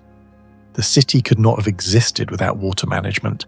Ancient populations require reliable supplies for drinking, sanitation, industry, agriculture, and public facilities. Roman bath complexes alone consumed enormous volumes of water.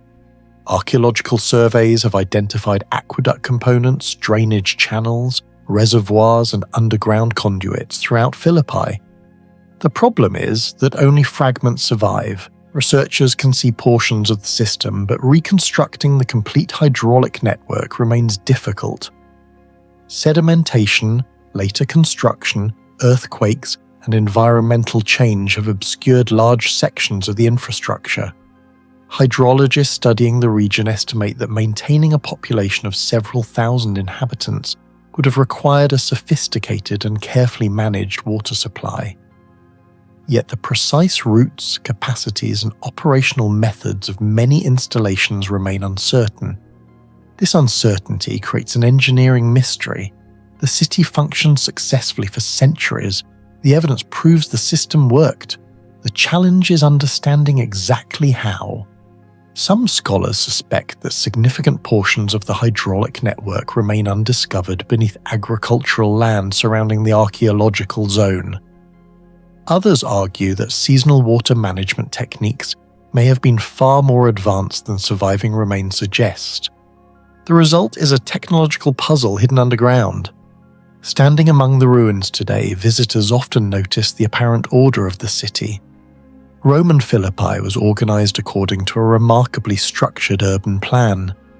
Streets intersected at controlled angles. Public buildings aligned with major transportation routes. Commercial, administrative, and residential districts occupied carefully arranged positions.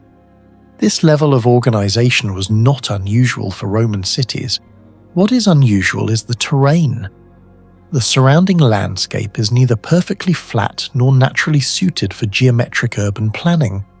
Engineers had to compensate for changes in elevation, water flow, and soil conditions while maintaining functional transportation corridors. Modern surveys using aerial imaging and digital mapping reveal impressive consistency across large sections of the city. Achieving such precision without modern surveying instruments raises important questions. Roman surveyors possessed tools such as the groma and chorobates, but maintaining accurate alignments across extensive construction projects required extraordinary skill. Even minor errors could accumulate into significant deviations over long distances. When compared with other Roman colonial cities, Philippi demonstrates a level of planning that reflects careful measurement and sustained engineering oversight. The city appears less like a settlement that evolved naturally and more like a landscape deliberately reshaped according to a comprehensive vision. Among the most spectacular remains at Philippi are its early Christian basilicas. Constructed between the 5th and 6th centuries CE, these enormous churches rank among the largest religious buildings of the early Byzantine world. Their builders transported massive stone blocks and marble columns weighing several tons each. The logistical challenge was immense. Unlike modern construction crews equipped with cranes, trucks, and powered lifting systems, Byzantine builders relied on human labor, animals, ropes, pulleys, and mechanical ingenuity. Many architectural elements appear to have been recycled from earlier Roman monuments. Yet reuse alone does not explain the precision of assembly. Large components had to be transported, modified, positioned, and integrated into new structures with remarkable accuracy. Some surviving column bases and masonry joints demonstrate tolerances measured in only a few millimeters. Such precision required not only craftsmanship but also sophisticated planning. Similar achievements can be seen in Constantinople, Ravenna, and other major centers of the late Roman world. However, Philippi's location far from the imperial capital raises an important question. How did regional builders maintain such high technical standards despite political instability and shifting economic conditions? The answer remains only partially understood. One of Philippi's best preserved monuments is its theatre. Built in the Hellenistic period and later modified by the Romans, it still demonstrates remarkable acoustics, allowing sound from the stage to reach much of the seating area. Without modern technology, ancient architects achieved impressive acoustic performance through theatre geometry, seating design, stone surfaces, and sound reflection. Philippi likely benefited from these same principles. However, it remains unclear whether this knowledge came from scientific understanding or centuries of practical experimentation. The evidence does not provide a definitive answer.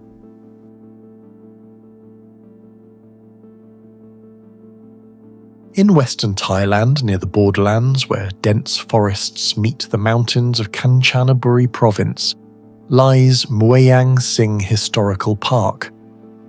At first glance, the site appears to be just another ruined Khmer outpost far from the monumental temples of Angkor. Yet archaeological investigations have revealed something far more puzzling. More than 800 years ago, Khmer engineers built a fortified city hundreds of kilometers from the imperial heartland, connected it to a vast transportation network, supplied it with water, aligned its structures with remarkable precision, and maintained its strategic importance in one of the most challenging landscapes of mainland Southeast Asia. The mystery is not that Muang Singh existed. The mystery is how such a sophisticated urban and engineering system was created so far from the center of power, and why so much of the knowledge behind it disappeared. Modern understanding of Muang Singh emerged gradually during the 20th century. Archaeological surveys identified extensive laterite walls, temple complexes, reservoirs, roads, and defensive works dating primarily to the reign of Jayavarman VII during the late 12th and early 13th centuries. Excavations revealed that the settlement occupied an area enclosed by walls measuring roughly 1,400 meters by 800 meters. The city covered more than 1 square kilometer, making it one of the largest Khmer sites in present-day Thailand. What initially appeared to be a remote provincial settlement soon revealed evidence of sophisticated planning that raised difficult questions about Khmer engineering capabilities. One of the greatest mysteries concerns location itself. Ancient civilizations usually concentrated their largest investments near fertile agricultural centers, major rivers, or political capitals. Egypt focused along the Nile. Mesopotamian cities flourished beside the Tigris and Euphrates. Classical Greek urban centers clustered around coastal trade routes. Muang Singh occupied a very different position. It stood on the western frontier of the Khmer Empire, more than 250 kilometers from Angkor, in a region characterized by rugged terrain, dense vegetation, seasonal flooding, and mountain barriers. Transporting building materials, food supplies, workers, and administrators into such an environment would have represented a major logistical challenge. Yet the Khmer state invested enormous resources into constructing temples, walls, roads, and infrastructure there. Historians still debate the purpose. Was it primarily a military fortress, a religious center, a customs station controlling trade between the Khmer Empire and regions farther west? Or was it part of a larger strategic network whose full purpose remains unknown? The transportation problem becomes even more intriguing when viewed through the lens of engineering. Archaeological research has identified portions of the extensive Khmer road system connecting distant regions of the empire. Some routes stretched hundreds of kilometers through forests, hills, and river valleys. Along these roads stood rest houses, bridges, reservoirs, and administrative centers. Muang Singh appears to have been integrated into this network. Today, modern surveyors rely on satellite navigation, aerial imagery, laser scanning, and digital mapping to maintain alignment over long distances. Khmer engineers possessed none of these technologies. Nevertheless, many surviving roads and structures demonstrate consistent orientation and planning across enormous geographic areas. Researchers continue to debate how surveyors maintained accuracy over hundreds of kilometers. Simple rope measurements alone seem insufficient. Some scholars suggest systematic astronomical observations. Others propose sophisticated geometric surveying techniques that were never recorded in surviving texts. The city's walls provide another engineering puzzle. Constructed largely from laterite, the fortifications formed a nearly rectangular enclosure with carefully organised internal zones. Laterite is a remarkable material. When freshly quarried, it is relatively soft and easy to shape. Exposure to air gradually hardens it into a durable stone-like substance. This property made it valuable throughout the Khmer world. Yet the scale of construction at Muang Singh raises difficult questions. Many blocks exhibit consistent dimensions and surprisingly tight joints. Modern engineers understand the physical properties of laterite, but reconstructing the organisation required to quarry, transport, shape, and place thousands of blocks remains challenging. The site suggests a level of standardization rarely associated with pre-industrial construction. Without detailed manuals, the production system remains largely invisible. The geometry of the city deepens the mystery further. Excavations reveal evidence of planned spatial organization rather than organic growth. Defensive walls, gateways, temples, roads, and open spaces appear integrated into a coherent design. Achieving such organization required reliable methods for establishing straight lines, right angles, distances, and orientation. Ancient builders elsewhere faced similar challenges. Roman military camps employed highly standardized layouts generated through surveying instruments. Chinese imperial cities relied on strict geometric planning principles. In Mesoamerica, cities such as Teotihuacan followed carefully defined alignments that still impress researchers today. Muang Singh belongs within this broader tradition of ancient urban geometry, yet the specific Khmer methods remain poorly understood. Very few surveying tools have survived. The calculations behind the city's design vanished centuries ago. Water management may represent the most impressive mystery of all. Across the Khmer Empire, hydraulic engineering reached extraordinary levels. Satellite imagery, ground surveys, and LiDAR investigations have revealed immense networks of reservoirs, canals, embankments, spillways, and drainage systems surrounding Angkor. Some reservoirs measured several kilometers in length and stored millions of cubic meters of water. Although Muang Singh was smaller than Angkor, it appears to have incorporated many of the same hydraulic principles. The city interacted with nearby waterways through a system of moats, channels, and controlled drainage. This was not a trivial challenge. Western Thailand experiences dramatic seasonal variation. Monsoon rains can produce intense flooding, while dry seasons place pressure on water supplies. Hydraulic engineers today calculate flow rates, sediment transport, erosion risk, and storage capacity using advanced mathematical models. Khmer engineers relied entirely on observation, experience, and practical experimentation. The remarkable fact is that portions of their water management infrastructure remain functional for centuries. Some channels continue to influence drainage patterns even today. The long-term stability of these systems suggests an empirical understanding of hydrology far more sophisticated than many historians once believed. Another unresolved question involves communication and administrative control. Muang Singh shares striking architectural similarities with structures found throughout the Khmer Empire. Decorative styles, construction techniques, temple layouts, and planning concepts appear remarkably consistent, despite the enormous distances separating individual sites. In the modern world, architectural standardization is maintained through blueprints, engineering drawings, digital communication, and centralized databases. Khmer administrators possessed none of these tools. Messages traveled at the speed of human or animal movement. Construction knowledge had to be transmitted through craftsmen, architects, supervisors, and apprentices. How did builders maintain consistency across hundreds of kilometers? How were design standards enforced? How were errors corrected? Archaeology has not yet produced definitive answers. the consistency itself serves as evidence of an administrative system whose sophistication may exceed traditional assumptions. Recent technologies have only intensified the mystery.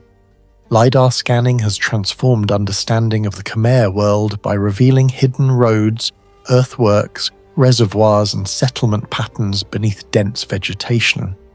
Similar techniques have demonstrated that many visible monuments represent only a fraction of the original landscape. What appears today as an isolated archaeological park may once have formed part of a much larger network extending far beyond the surviving walls. This broader perspective challenges older interpretations. Muang Singh may not have been a remote frontier outpost at all. Instead, it may have occupied a strategic node within an integrated imperial system spanning vast portions of mainland Southeast Asia. If true, then the site's engineering achievements become even more extraordinary. The city was not simply a collection of buildings, it was a component of a continental-scale infrastructure network.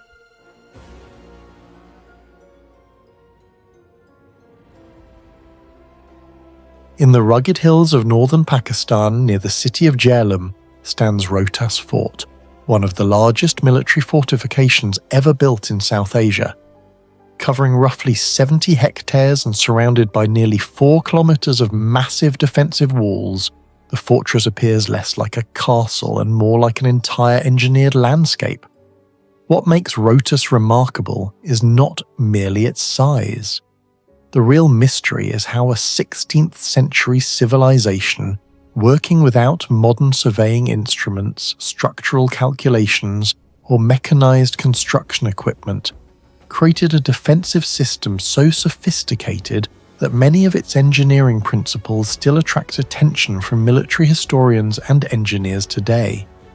The modern understanding of Rohtas Fort emerged gradually through archaeological surveys, historical studies, architectural documentation, and conservation work conducted during the 20th century. Researchers examining records of the Sur Empire discovered that the fortress was commissioned by Sher Shah Suri around 1541 CE, after his victory over the Mughal Emperor Humayun. What initially appeared to be another large medieval fortress soon revealed itself as something far more ambitious. Rohtas was not designed primarily as a royal residence, it was designed as a military machine. From the moment one studies the layout of the fortress, a puzzling question emerges. Why does Rohtas seem far more advanced than many contemporary fortifications built elsewhere during the same period? European castles of the late Middle Ages often evolved gradually over centuries, responding to changing military threats. Rohtas, by contrast, appears to have been conceived as a complete defensive system from the beginning. The fortress contains 12 monumental gates, dozens of bastions, extensive defensive walls, multiple layers of protection, internal water infrastructure, and carefully controlled access routes. The level of integration suggests a degree of planning that feels surprisingly modern. Perhaps the greatest mystery involves the fortress's relationship with the surrounding landscape. Rohtas occupies a region of steep ridges, ravines, and uneven terrain.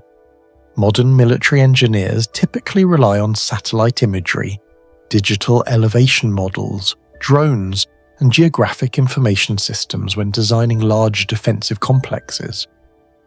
The builders of Rohtas possessed none of these tools, yet the placement of walls, towers, and gateways appears extraordinarily efficient.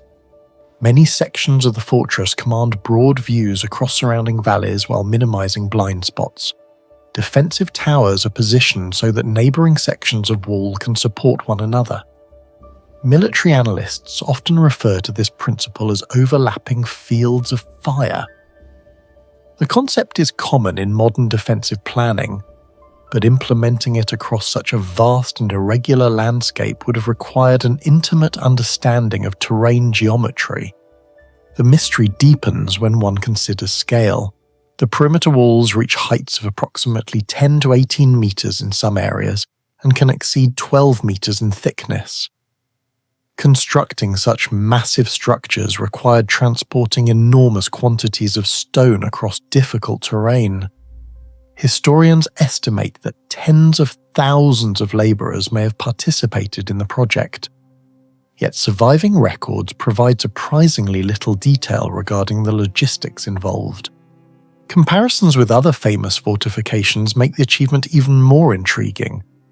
Many major European castles required decades or even centuries of continuous expansion. Some Gothic cathedrals consumed generations of labour before completion. Rohtas Fort, however, appears to have reached operational status within only a few years. Even modern project managers would struggle to coordinate such an undertaking without detailed maps, centralised communications, and mechanised transport. The walls themselves raise further questions. Pakistan lies within a tectonically active region influenced by the ongoing collision between the Indian and Eurasian plates. Over the centuries, the region has experienced numerous earthquakes of varying magnitudes. Despite this geological instability, large portions of Rohtas remain standing nearly 500 years after construction. Structural investigations have revealed that the walls are not perfectly uniform. Thickness changes according to local topography. Certain sections display subtle variations in alignment that, at first glance, resemble construction imperfections. Yet some engineers have suggested that these irregularities may actually contribute to resilience. Modern earthquake-resistant structures often rely on controlled flexibility rather than absolute rigidity. Whether the builders intentionally incorporated such principles remains unknown, but the long-term survival of the fortress continues to provoke debate. Water management presents another technological puzzle. A fortress is only as strong as its ability to survive a siege. Historical armies often lost battles not because walls were breached, but because defenders exhausted their water supplies. Rohtas was constructed on elevated ground rather than beside a major river. Nevertheless, the fortress contains multiple baulis, or step wells, designed to provide reliable access to water. The most famous, known as the Shahi Bauli, descends deep into the earth through a carefully engineered sequence of steps and chambers. These structures demonstrate sophisticated knowledge of groundwater behaviour. The builders had to estimate water availability, seasonal fluctuations, consumption rates, and storage capacity.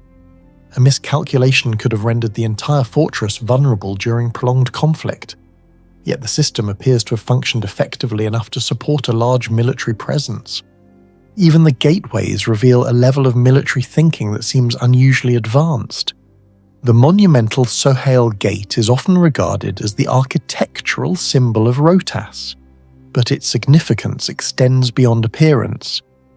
Many entrances throughout the fortress are arranged to slow attackers, disrupt formations, and expose advancing forces to defensive fire from multiple directions.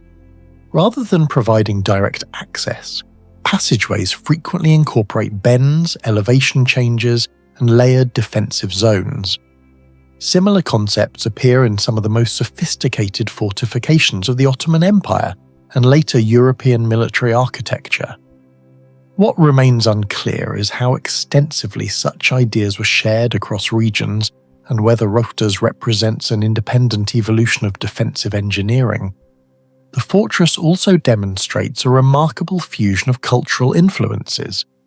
Afghan military traditions, Persian decorative elements, and South Asian stoneworking techniques appear together within a single defensive complex.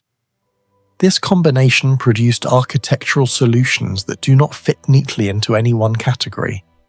Rohtas was neither purely Afghan, purely Persian, nor purely Indian. It was something unique. Perhaps the most fascinating mystery is that the fortress was never truly tested in the way its designers anticipated. Historical circumstances changed. The political landscape evolved. The massive military machine built to secure an empire never experienced the prolonged large-scale siege for which it had been designed. As a result, one of the most ambitious defensive systems of the 16th century remains partially unverified.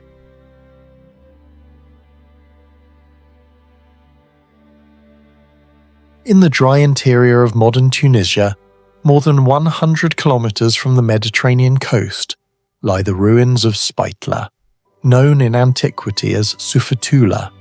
At first glance, it appears to be another impressive Roman city. Stone temples rise above the landscape, colonnaded streets stretch across the ruins, and public baths, churches, and triumphal arches still stand after nearly 2,000 years.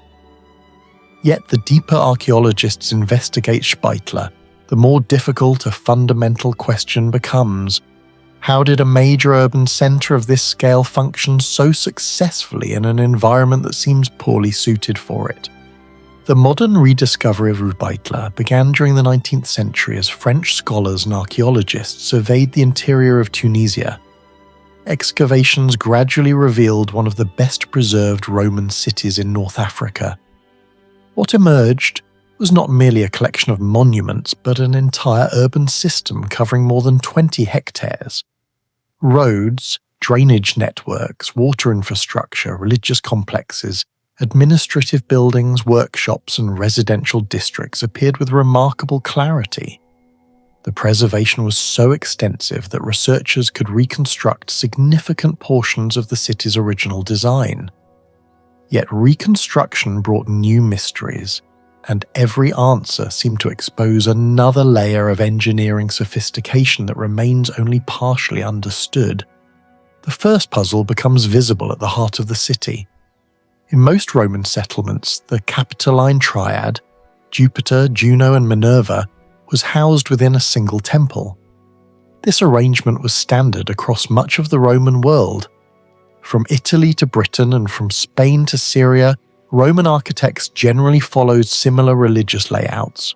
Sufetula broke that pattern entirely.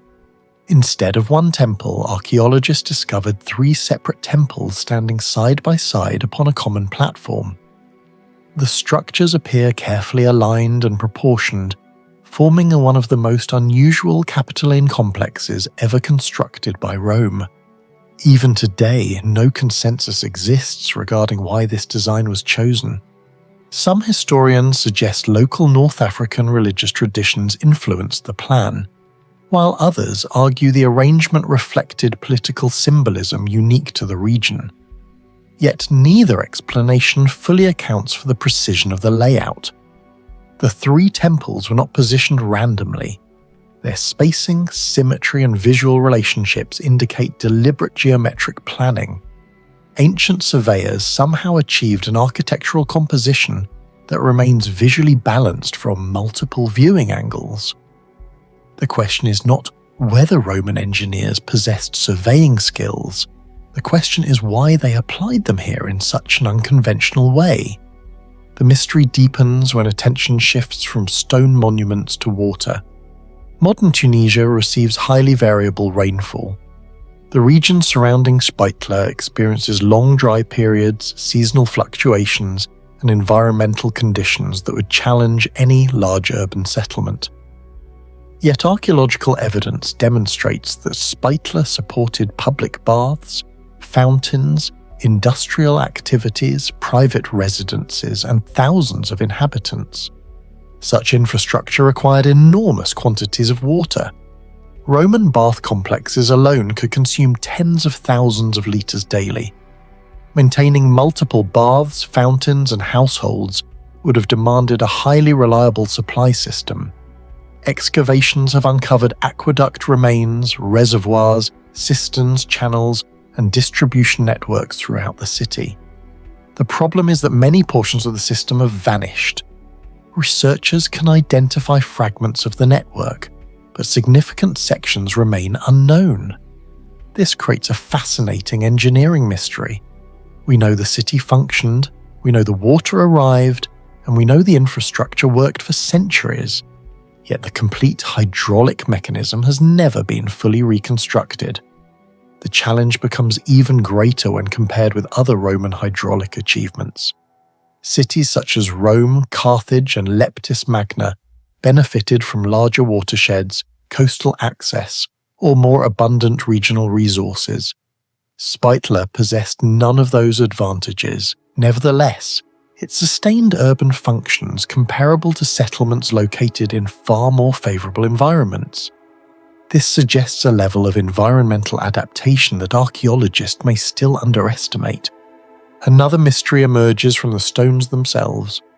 Many surviving columns at Spitler reach heights exceeding 8 metres.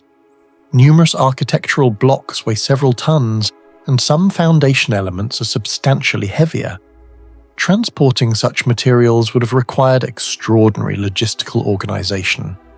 Modern engineers can estimate the forces involved. A limestone block weighing 10 tons requires careful load distribution, even with modern equipment. Roman builders possessed neither hydraulic cranes nor steel machinery, yet they repeatedly moved, lifted, aligned, and installed enormous stones with impressive accuracy. Experimental archaeology has demonstrated that ancient lifting systems could move surprisingly large loads. However, scaling those experiments to an entire city remains difficult. Spitler was not a single temple but an urban landscape composed of countless heavy architectural elements. The problem becomes especially intriguing when one considers construction speed. Large Roman cities often expanded rapidly during periods of prosperity. If Spitler followed a similar pattern, then engineers were coordinating quarrying, transportation, surveying, stone cutting, and assembly on a massive scale. Much of the practical knowledge behind those operations disappeared centuries ago. The city also raises questions about Roman precision. Satellite imagery, drone surveys, and digital mapping reveal striking geometric organization. Streets intersect at carefully controlled angles. Public buildings occupy strategic positions. Traffic flow appears integrated with religious and administrative spaces, and drainage systems follow logical gradients across the terrain. Today, such planning might involve GPS measurements, computer modeling, and digital terrain analysis. Roman surveyors possessed none of these technologies. Instead, they relied upon tools such as the groma, measuring rods, plumb lines, and astronomical observations. Despite these limitations, Spitler exhibits geometric consistency across large distances. Modern reconstructions suggest that errors were often kept remarkably small. This precision becomes more impressive when compared with many medieval cities, which frequently developed organically without strict geometric planning. In some respects, the urban logic visible at Spitler appears closer to modern planning principles than to many settlements built 1,000 years later. The durability of the city introduces another puzzle. Northern Africa is not a static environment. Over the centuries, the region experienced earthquakes, floods, political upheaval, warfare, and climatic fluctuations. Yet significant portions of Spitler survived.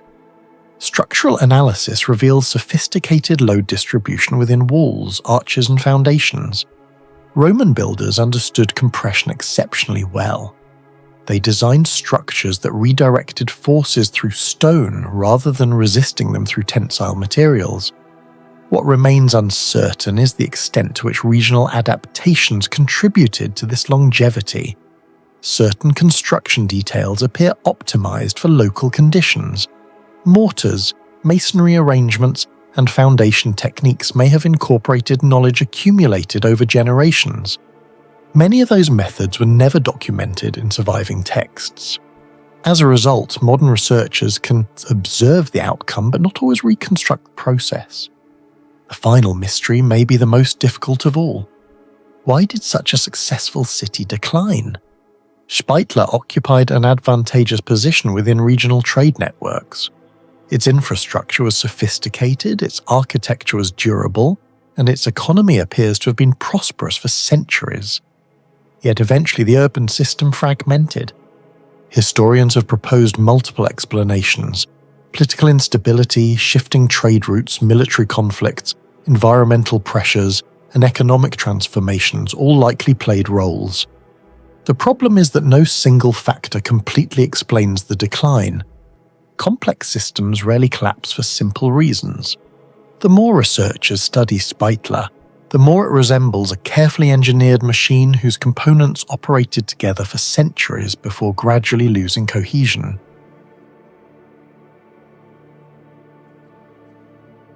One of the largest and least understood fortifications ever constructed stands across the barren hills of Sindh in southern Pakistan.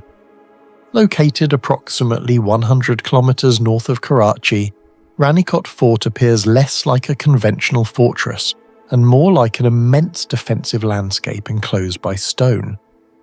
Modern surveys estimate that its walls extend for roughly 26 to 32 kilometers, earning it the nickname the Great Wall of Sindh. Yet despite its extraordinary scale, archaeologists still cannot answer a surprisingly basic question. Who built it? When was it first constructed? And how did ancient engineers create a defensive system so vast across some of the most challenging terrain in the region? The modern rediscovery of Ranikot emerged gradually during the 19th century when British surveyors documented the massive walls cutting across the hills of Sindh. At first glance, researchers assumed they were examining a relatively recent military structure. However, the more closely archaeologists studied the fortification, the more complicated the story became. Different sections appear to belong to different construction periods. Historical records mention repairs by the Talpur rulers during the 19th century, yet many scholars suspect that substantial portions of the fort are significantly older. Some theories even suggest foundations dating back to the Sasanian era, between the 3rd and 7th centuries CE. The problem is that no definitive inscription, construction record, or founding document has ever been discovered. Unlike the Roman frontier walls, the Great Wall of China, or many medieval fortresses, Ranikot seems to have left behind the structure itself while hiding the identity of its creators. Standing on one of the surrounding ridges, the scale of the mystery becomes immediately apparent. Most ancient fortifications were designed to protect cities, trade centers, royal residences, or strategic river crossings. Ranikot does something very different. Instead of surrounding a dense urban settlement, its walls enclose an enormous expanse of hills, valleys, and open terrain. The enclosed area covers dozens of square kilometers. Compared with famous strongholds such as Masada in Israel, Kerak Castle in Syria, or many Roman frontier forts, Ranikot appears disproportionately large relative to the population that may have occupied it. This creates one of the site's greatest puzzles. Why build walls of such extraordinary length if there was no major city inside them? Ancient construction was expensive. Every kilometer required labor, stone, transportation, planning, and maintenance. Civilizations rarely invested such resources without a compelling reason. Some researchers have proposed that Ranikot functioned as a gigantic refuge, where entire communities could retreat during periods of invasion. Others suggest it served as a territorial defense system, protecting trade routes crossing the region. A few scholars have argued that it may have combined military, administrative, and logistical functions on a scale rarely seen elsewhere. Yet none of these explanations fully accounts for the astonishing dimensions of the complex. The engineering challenge becomes even more remarkable when the terrain is examined. Modern satellite imagery reveals that the walls do not simply cut across the landscape. Instead, they follow ridges, wrap around hills, exploit natural cliffs, and adapt continuously to changing elevations. This approach dramatically reduced the amount of stone required while maximizing defensive advantages. Today, engineers can accomplish such planning using satellite data, digital terrain models, drones, and GPS systems. The builders of Ranikot possessed none of these technologies. Yet somehow they created a continuous defensive network extending for tens of kilometers across highly irregular topography. This implies a sophisticated understanding of large-scale surveying. Ancient surveyors would have needed to identify optimal routes, maintain alignment over great distances, calculate gradients, and coordinate multiple construction teams simultaneously. Even small measurement errors could have produced gaps or structural inconsistencies. The fact that the walls remain connected across such challenging terrain suggests a level of planning that historians still struggle to reconstruct. Comparison with other ancient engineering projects highlights the difficulty. Roman surveyors were among the most skilled engineers of the ancient world and relied on instruments such as the groma and chorobates to establish straight lines and level surfaces. The builders of the Great Wall of China similarly exploited mountain ridges to reduce construction costs. Ranikot demonstrates comparable strategic adaptation to terrain, yet the methods used by its builders remain largely undocumented. The wall itself survives. The knowledge used to design it does not. Another unresolved mystery involves logistics. Estimates vary, but even conservative calculations suggest that the construction required hundreds of thousands and possibly millions of individual stone blocks. Transporting such quantities of material through the hills of Sindh would have been a monumental undertaking. Unlike ancient Egypt, where the Nile provided a transportation corridor, or Mesopotamia, where rivers connected major cities, Ranikot occupies a comparatively isolated environment.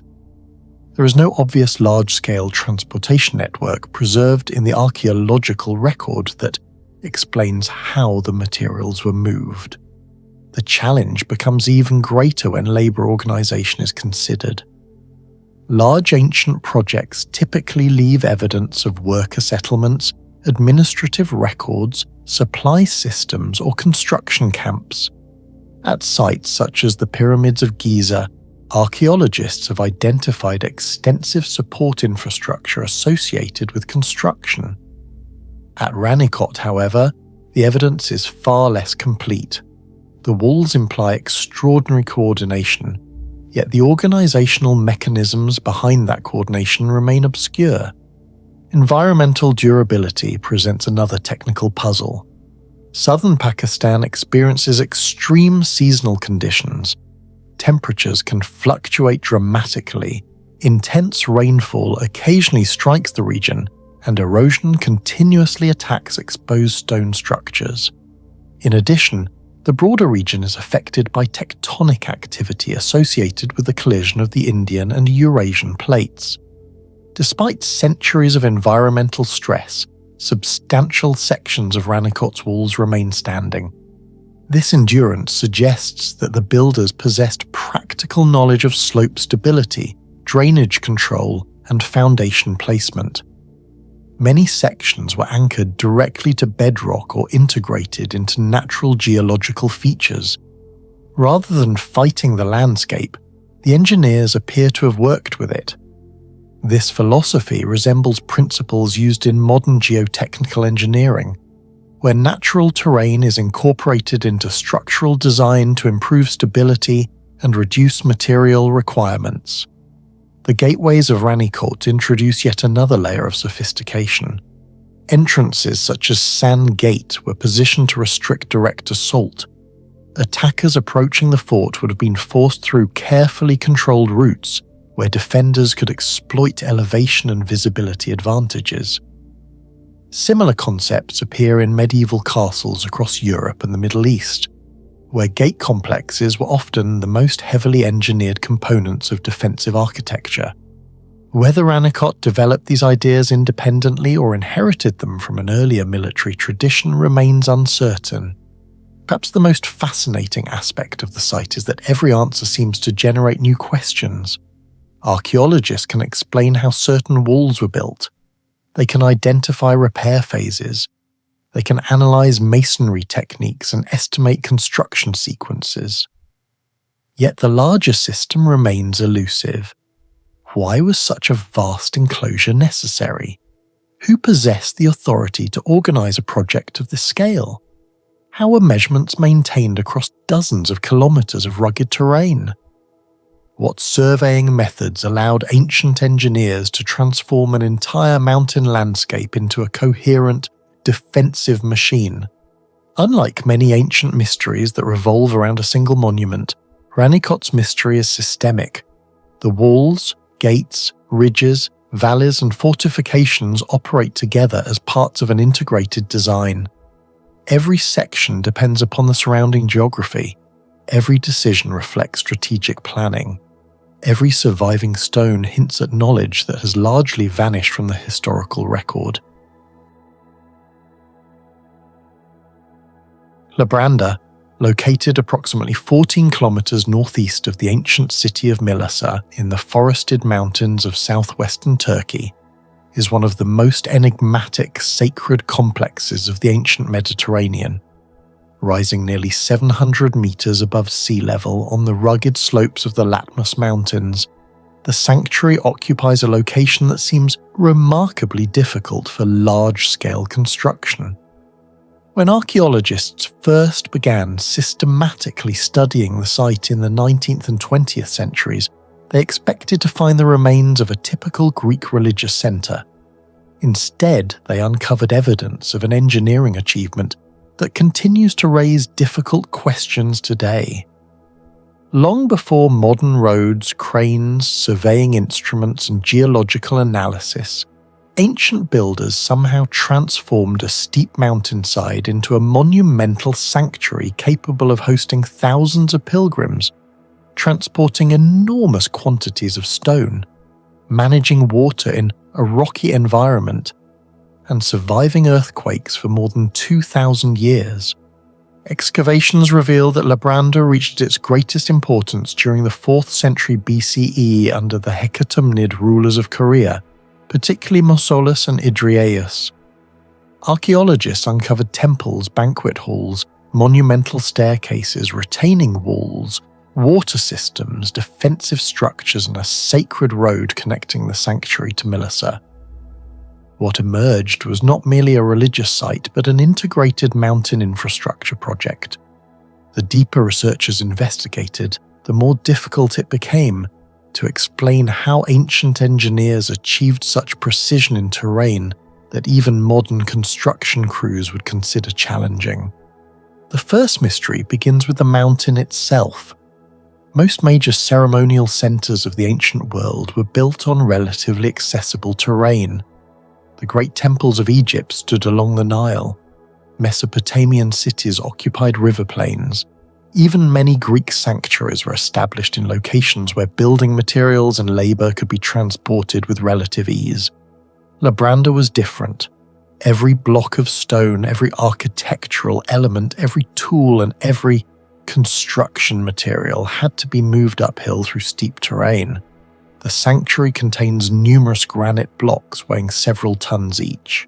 Modern engineers estimate that moving such loads over mountain routes without mechanized transport would require careful coordination, specialized hauling systems, and significant manpower. Researchers believe the builders used sledges, rollers, ropes, and teams of workers or animals. Yet the scale of the operation remains difficult to reconstruct. The sacred complex expanded over decades, requiring thousands of tons of material. Unlike sites connected to rivers or coastal ports, Labraunda offered no convenient transportation corridor. The challenge becomes even more remarkable when compared with famous mountain sites such as Machu Picchu. Although Machu Picchu sits at a higher elevation, many of its stones were quarried nearby. At Labraunda, evidence suggests that large quantities of stone and construction materials were transported considerable distances before reaching the sanctuary itself. The mystery deepens with the sacred way linking Labraunda to Mealea. Archaeological surveys have identified portions of this ancient road extending approximately 14 kilometers through rugged, mountainous terrain.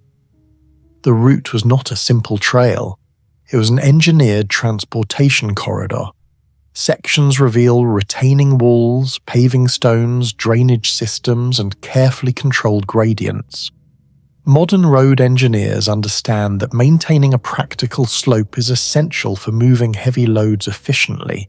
Too steep and transport becomes dangerous. Too shallow and construction costs increase dramatically. What fascinates researchers is the apparent optimization of the route. Ancient surveyors, lacking satellite imagery, topographic maps, laser scanners, or GPS technology, somehow selected a path that balanced distance, elevation gain, stability, and accessibility.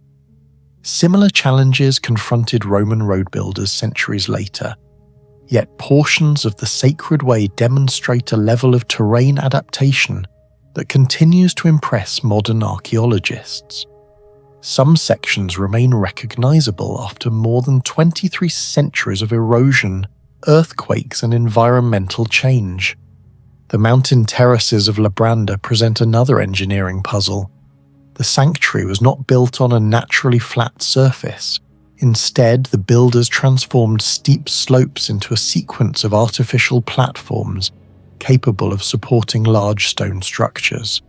To achieve this, they constructed massive retaining walls designed to resist gravitational pressure from both the hillside and the buildings above.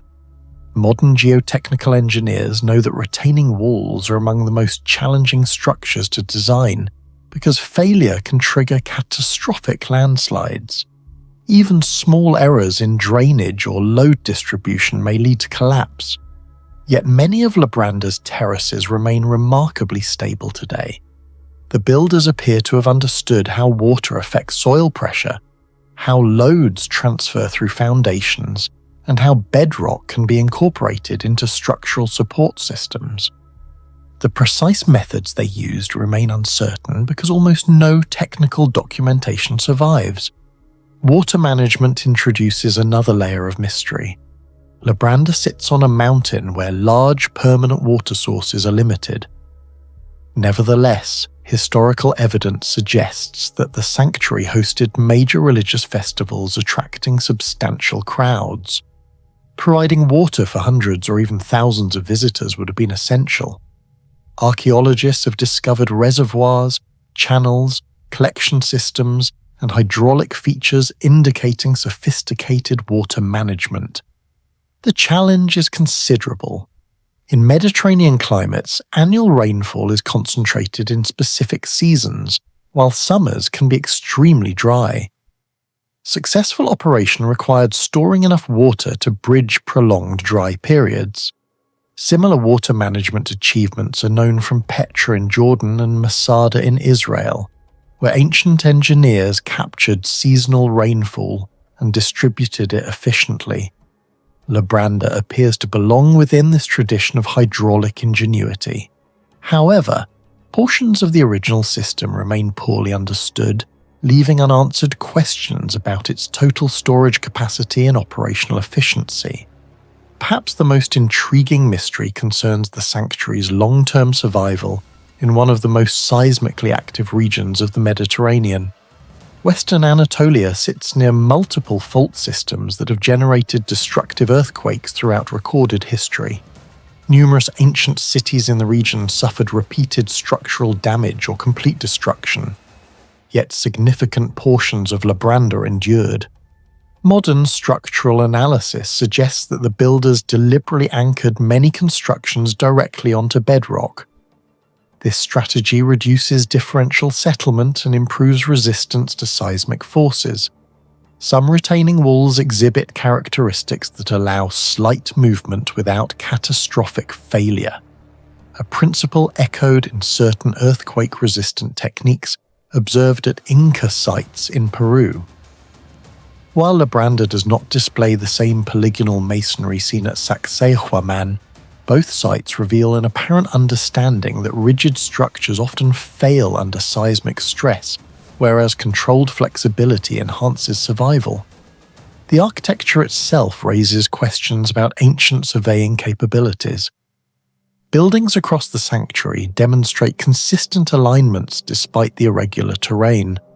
Staircases connect terraces with remarkable precision. Monumental structures maintain geometric relationships, that required careful planning before construction began. Achieving such coordination on a mountain slope is far more difficult than on level ground. Modern surveyors would rely on total stations, digital elevation models, and advanced measuring equipment. Ancient builders relied on ropes, sighting instruments, geometry, and accumulated practical knowledge. Some researchers argue that ancient surveying skills have been systematically underestimated. Across the Mediterranean, sites such as Priena, Ephesus, and Pergamon demonstrate impressive urban planning. Yet Labraunda presents a unique challenge because every measurement had to be adapted to a complex natural landscape rather than imposed upon a flat surface. The sanctuary appears less like a collection of independent buildings and more like a single integrated design extending across the mountainside. The influence of multiple civilizations further complicates the mystery. Labraunda occupied a cultural crossroads between indigenous Carian traditions, Greek architectural principles, and Persian political influence. The sanctuary's engineering solutions may represent a fusion of knowledge from different worlds. Rather than emerging from a single technological tradition, the site may preserve centuries of accumulated experimentation, adaptation, and innovation. Unfortunately, while the stone structures remain, the manuals, calculations, and engineering instructions have disappeared. Dodona stood in a valley beneath the mountains of Epirus in northwestern Greece, and was one of the oldest religious centres in Europe. Long before the famous Oracle of Delphi rose to prominence, pilgrims travelled to this remote sanctuary, seeking answers from Zeus himself. Yet unlike most sacred sites of the ancient world, Dodona presents a mystery that is not centred on monumental architecture, lost treasures, or forgotten kings. Its greatest puzzle revolves around sound. Archaeologists have spent more than a century excavating the sanctuary, uncovering temples, inscriptions, theatres, and thousands of lead tablets. What they have not fully explained is how a society more than 2.5 millennia ago may have transformed wind, metal, landscape, and acoustics into one of the most influential information systems of the ancient Mediterranean. Modern investigation of Dodona began during 19th century archaeological surveys in Epirus and expanded significantly through excavations conducted during the 20th century. Researchers uncovered evidence showing that religious activity at the site may have begun as early as the 2nd millennium BCE. Thousands of inscribed lead tablets emerged from the soil, preserving questions asked by ordinary citizens, merchants, military leaders, and city-states. These discoveries revealed something extraordinary. Dodona was not merely a temple, it functioned as a decision-making centre serving people across the Greek world. The question that remains is how the sanctuary acquired such authority for so many centuries. At the heart of the mystery stood a sacred oak tree. Ancient writers consistently describe the tree as the source of divine communication. Unlike Delphi, where a priestess delivered prophecies, the priest of Dodona interpreted sounds. The rustling of leaves, the movement of branches, the behaviour of birds, and the ringing of suspended bronze objects were all believed to contain messages from Zeus. To a modern observer, this may appear purely religious, yet the physical setting raises fascinating technical questions. Dodona sits within a mountain basin surrounded by elevated terrain. Meteorological studies of enclosed valleys demonstrate that local wind patterns can become highly predictable, while simultaneously generating unusual acoustic effects. Air currents accelerate through narrow passages, creating turbulence and oscillations capable of producing distinctive sounds. Similar phenomena are observed today in mountain canyons, natural rock chambers, and certain coastal formations.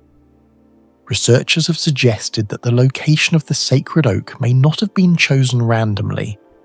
It may have occupied a position where prevailing winds consistently generated audible responses from leaves and branches. If this interpretation is correct, the priests of Dodona were not simply listening to nature. They may have been exploiting a carefully selected acoustic environment.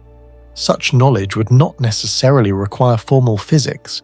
It could have emerged through centuries of empirical observation. Ancient communities often possessed remarkable environmental knowledge acquired through long-term experience.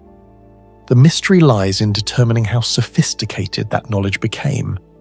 The puzzle deepens when ancient descriptions mention a remarkable bronze apparatus associated with the sanctuary. Classical authors refer to interconnected bronze cauldrons positioned around the sacred area. According to several accounts, striking one element of the system caused prolonged ringing throughout the entire arrangement. Ancient writers described sounds that continued far longer than expected. Although the original installation has not survived intact, engineers studying the descriptions have noted parallels with principles of resonance. In modern physics, resonance occurs when vibrations are transferred efficiently between connected objects sharing compatible frequencies. Church bells, tuning forks, suspension bridges, and concert halls all demonstrate forms of resonance. If the ancient accounts are accurate, the bronze structures of Dodona may represent one of the earliest large-scale applications of acoustic amplification in recorded history.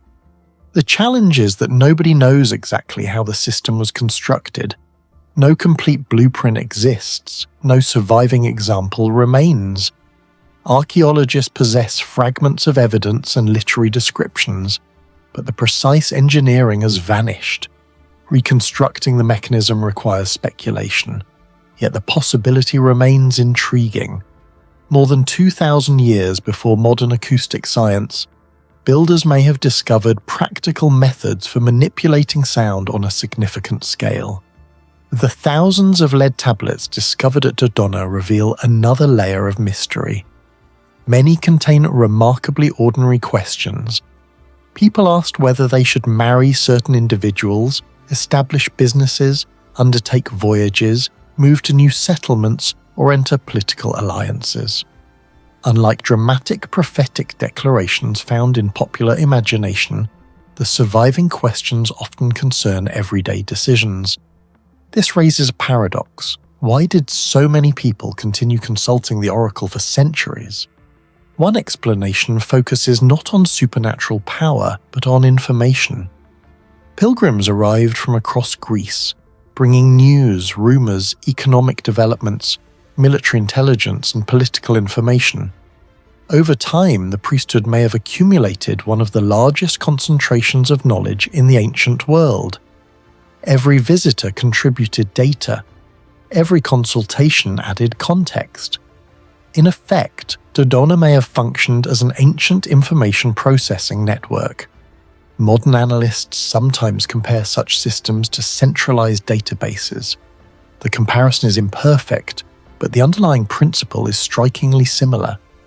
A location receiving continuous input from thousands of individuals can identify patterns invisible to isolated communities.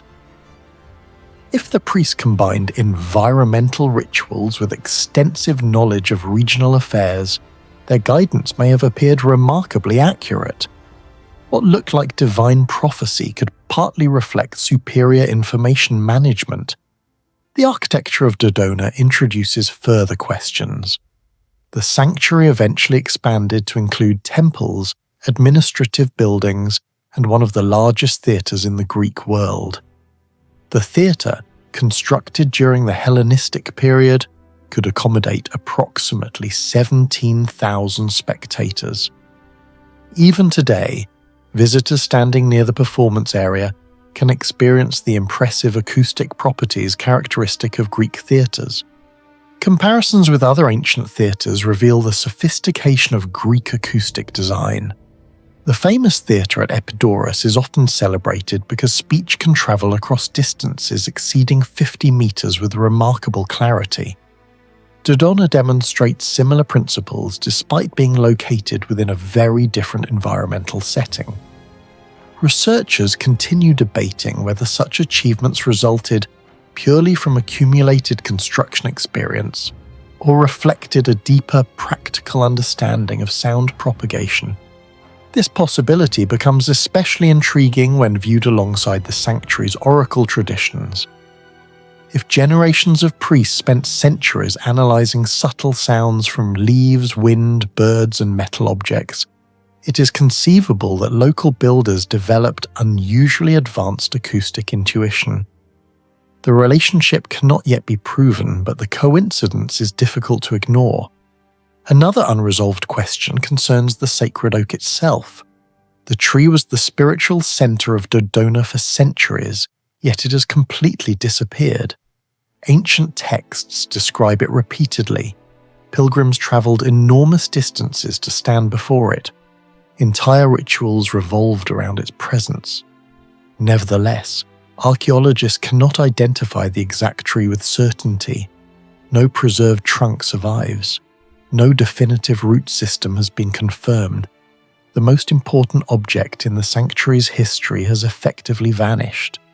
This absence creates one of archaeology's most unusual problems.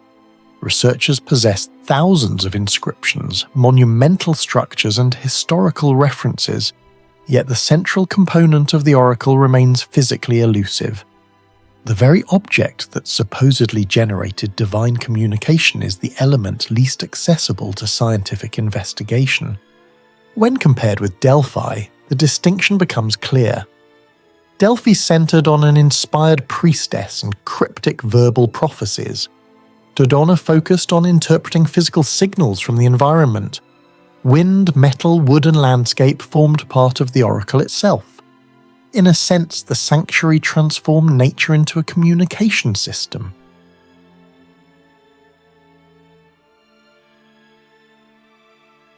Near the modern city of Arta in Greece lie the buried remains of ancient Ambracia, preserving one of the least known yet most remarkable engineering mysteries of the classical world. Unlike the colossal pyramids of Egypt, the mountain fortresses of the Incas, or the immense walls of Babylon, the mystery of Ambracia is not concentrated in a single monument.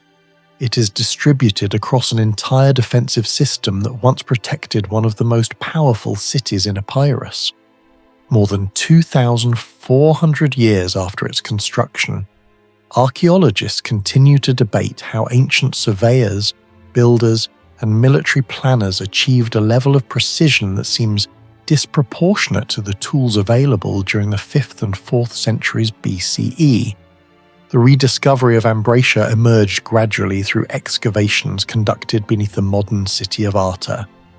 Archaeologists uncovered extensive stretches of fortification walls, towers, gates, drainage systems, and urban infrastructure that reveal the former capital of Epirus. Historical sources identify Ambracia as an important Greek colony founded around the 7th century BCE and later transformed into a major political centre under King Pyrrhus. Yet the excavations revealed something unexpected. The city was not merely defended by walls. It appears to have been designed as an integrated military machine whose geometry, infrastructure, and topography work together with extraordinary efficiency.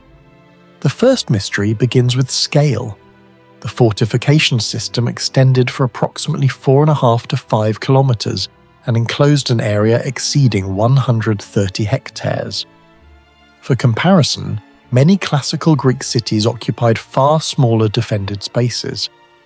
Constructing walls of this length required enormous quantities of stone, labour, planning, and logistical coordination. Even more remarkable is the fact that the walls were not built across flat terrain. They followed a complex landscape of slopes, ridges, and irregular elevations, while maintaining strategic visibility and defensive effectiveness. Modern engineers can survey terrain using satellites, drones, GPS receivers, and digital elevation models. The builders of Ambracia possessed none of these technologies, yet many surviving sections suggest that the placement of towers and walls was carefully calculated to maximize observation, while minimizing vulnerable blind zones. researchers attempting to reconstruct the original sightlines have discovered that many towers appear positioned to maintain overlapping fields of visibility. Such arrangements are common in modern military engineering, but recreating them without advanced instruments raises difficult questions. How did ancient surveyors accurately map the surrounding terrain? How did they calculate distances and angles over several kilometers? The answers remain largely speculative because no detailed technical manuals from Ambracia have survived. This challenge becomes even more intriguing when compared with other ancient fortifications. The famous walls of Messene relied heavily on natural defensive terrain. The Roman military later employed standardized surveying instruments such as the groma. Medieval castles often evolved gradually through centuries of modification. Ambracia appears different. Archaeological evidence suggests a highly coordinated plan implemented on a citywide scale. Such integration implies a level of pre-construction surveying that historians still struggle to fully reconstruct. The stones themselves present another puzzle. Large sections of the fortifications employed carefully fitted masonry. Some blocks weigh several tons and were transported from quarries located beyond the immediate construction zone. Today, cranes, hydraulic equipment, and heavy vehicles make such operations routine. In the classical period, builders depended on human labor, animals, ropes, wooden sledges, and simple lifting devices. Experimental archaeology has repeatedly demonstrated that moving large stones is possible using ancient methods. However, possibility does not automatically explain efficiency. Thousands of tons of material had to be extracted, shaped, transported, positioned, and integrated into a continuous defensive network. The logistical calculations behind such an operation remain difficult to estimate. Researchers continue to debate how many workers were involved, how construction phases were organized, and how resources were coordinated across such a large project. The precision of the masonry introduces yet another layer of complexity. Many surviving sections reveal carefully prepared contact surfaces between stones. Tight joints improve stability while reducing weak points within the structure. In some places, the builders employed techniques that distributed loads effectively across multiple blocks. Modern structural analysis suggests that these arrangements contributed significantly to the wall's longevity. What makes this particularly fascinating is the seismic environment of Greece itself. The Eastern Mediterranean contains some of the most tectonically active regions in Europe. Over the past 2 millennia, Epirus has experienced numerous earthquakes of varying magnitudes. Despite these events, portions of Ambracia's fortification survived. This does not imply that the walls were earthquake-proof, but it does raise questions about the practical knowledge possessed by their builders. Modern earthquake-resistant design relies on concepts such as energy dissipation, flexibility, load transfer, and controlled movement. Ancient engineers did not possess modern physics, yet some surviving Greek structures demonstrate surprising resilience. At Ambracia, archaeologists have identified construction methods that may have allowed limited structural adjustment during seismic activity. Whether these features were intentionally designed for earthquake resistance or emerged from practical building traditions remains a subject of ongoing discussion. Beneath the visible walls lies another mystery that receives far less attention. Excavations have revealed evidence of drainage infrastructure associated with the fortification system. This may sound mundane compared with massive walls, but hydraulic engineering often determines whether defensive structures survive or fail. Water is among the most destructive forces affecting masonry. Poor drainage can undermine foundations, increase erosion, weaken structural stability, and accelerate collapse. The engineers of Ambracia appear to have understood this reality exceptionally well. Channels, drains, and water management features were integrated into the urban landscape. Their purpose extended beyond sanitation. They helped regulate runoff, protect foundations, and preserve critical defensive infrastructure. Similar principles can be observed in Roman cities centuries later. The mystery is not that drainage existed. The mystery is how comprehensively it appears to have been incorporated into the overall design of the city. The relationship between military architecture and urban planning becomes increasingly evident as researchers examine the broader layout. Streets, gates, walls, towers, and infrastructure were not isolated elements. They interacted as components of a larger system. Certain gates controlled movement through predictable corridors. Defensive positions exploited topography. Access routes balanced civilian mobility against military security. In modern terms, this resembles system engineering. Individual components achieve maximum effectiveness only when integrated into a coordinated network. Such thinking is often associated with modern planning disciplines. Yet Ambracia demonstrates that ancient engineers may have practiced comparable concepts through experience, observation, and accumulated knowledge. The reign of Pyrrhus adds another dimension to the mystery. Known for military campaigns that challenged Rome itself, Pyrrhus operated within a political environment where defensive infrastructure could determine the survival of entire states. The fortifications of Ambracia therefore represented more than architecture. They formed part of a strategic landscape linking military planning, logistics, administration, and urban development. Perhaps the greatest unanswered question concerns knowledge transmission. The walls still survive, the calculations do not. Archaeologists can measure dimensions, analyze stonework, and reconstruct layouts. What they cannot fully recover are the intellectual processes that guided construction. The surveying methods, planning procedures, engineering assumptions, and practical techniques largely vanished with the people who created them.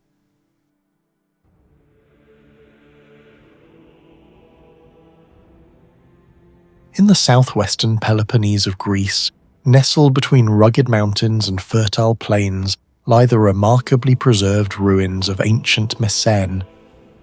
At first glance, it appears to be another impressive Greek archaeological site. Yet the deeper archaeologists investigate its walls, gates, drainage systems, and urban layout, the more they encounter a disturbing question. How did a civilization more than 23 centuries ago construct an entire city with a level of engineering precision that remains difficult to fully explain today? The modern rediscovery of Messene began during 19th century explorations and accelerated through systematic excavations during the 20th century. Unlike many ancient cities that survive only as scattered foundations, Messene emerged as something far more extraordinary. Archaeologists uncovered nearly complete defensive walls, monumental gates, public buildings, drainage systems, sanctuaries, theatres, and one of the best preserved urban plans in the Greek world. What initially appeared to be a valuable historical site gradually revealed itself as a massive engineering puzzle preserved in stone. The story begins in 369 BCE when the city was founded following the liberation of Messene from Spartan control. Historical sources describe the creation of a new city, but the scale of what followed remains astonishing. Within a relatively short period, builders transformed an enormous landscape into a fortified urban centre, covering hundreds of hectares. Massive walls stretched approximately 9 kilometers around the city. Public buildings rose across carefully planned districts. Roads intersected according to geometric principles. Water systems functioned beneath the streets. Every component appears integrated into a single urban design. What makes this achievement remarkable is the speed at which it was supposedly accomplished. Modern urban planners understand the difficulty of coordinating large-scale infrastructure projects. Surveying land, calculating elevations, designing drainage gradients, transporting construction materials, and organising labour forces become exponentially more complex as the size of a city increases. Yet ancient Messene appears to have solved all these challenges simultaneously. The city's fortifications provide the first major mystery. Even today, substantial sections of the defensive walls survive. Some portions remain several metres high and consist of enormous limestone blocks, fitted with impressive precision. The walls traverse uneven terrain, climb hillsides, descend slopes, and maintain coherent alignment across vast distances. Modern engineers recognise that constructing long fortification lines is often more difficult than erecting individual monuments. Small surveying errors accumulate over distance. A miscalculation of only a few centimetres can produce major deviations after several kilometres. Similar challenges confronted the builders of the Great Wall of China and the Roman frontier defences centuries later. Yet Messena's walls demonstrate a remarkable consistency that suggests highly sophisticated surveying methods. The mystery is not whether ancient surveyors possessed measuring tools. The mystery is how they achieved such accuracy without modern optical instruments. No detailed technical manuals survive to explain their procedures. The stones remain, but the methodology has vanished. Perhaps even more intriguing is the famous Arcadian Gate. Unlike many ancient gates that simply pierced defensive walls, the Arcadian Gate functioned as a carefully engineered defensive machine. Its circular internal courtyard created a controlled killing zone, where attackers could be trapped and exposed from multiple directions. Computer simulations of ancient siege tactics suggest that this configuration significantly increased defensive effectiveness. What remains unclear is how the designers determined the geometry required to optimize such a system. The angles, sightlines, and movement corridors appear carefully calculated. Modern military architects rely on mathematical modelling and extensive simulations. Ancient Messene's engineers achieved comparable strategic results more than 2,000 years earlier. Whether this knowledge emerged through empirical experimentation, advanced geometry, or a combination of both remains uncertain. Beneath the city lies another mystery hidden from most visitors. Excavations have revealed an extensive drainage network designed to manage rainwater and wastewater throughout the urban environment. To modern engineers, drainage may sound mundane. In reality, it represents one of the most technically demanding aspects of city planning. Water obeys precise physical laws. If a drainage channel is too flat, water stagnates. If the gradient is too steep, erosion accelerates and infrastructure deteriorates. Modern sewer systems are designed using hydraulic calculations, elevation measurements, and sophisticated engineering models. Yet Messene's drainage systems functioned effectively using nothing more than ancient surveying techniques. The challenge becomes even more impressive when considering scale. Maintaining consistent gradients across large urban areas requires precise elevation control.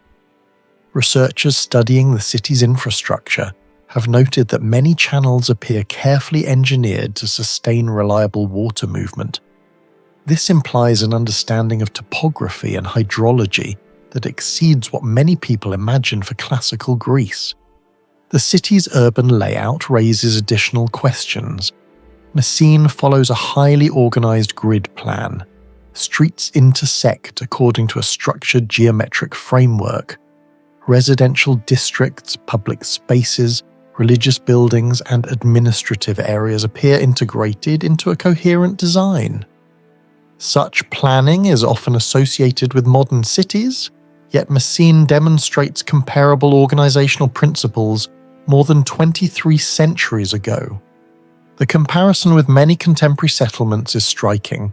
Numerous ancient cities evolve gradually through centuries of expansion, producing irregular street patterns and inconsistent infrastructure. Messene appears fundamentally different. It resembles a city designed as a complete system before construction began. This observation has led some historians to compare Messene with later Roman colonial cities, which were famous for their systematic planning. The difference is chronological. Messene predates many of the most famous Roman examples. Its existence suggests that large-scale urban engineering traditions in the Greek world may have been more sophisticated than previously assumed. The stadium and theatre introduce another layer of mystery. Ancient Greek architects demonstrated extraordinary mastery of acoustics. At several Greek sites, including Epidaurus, visitors can still experience remarkable sound transmission despite the absence of amplification technology. Messene exhibits similar characteristics. Modern acoustic studies indicate that architectural geometry can significantly influence how sound waves propagate through large spaces.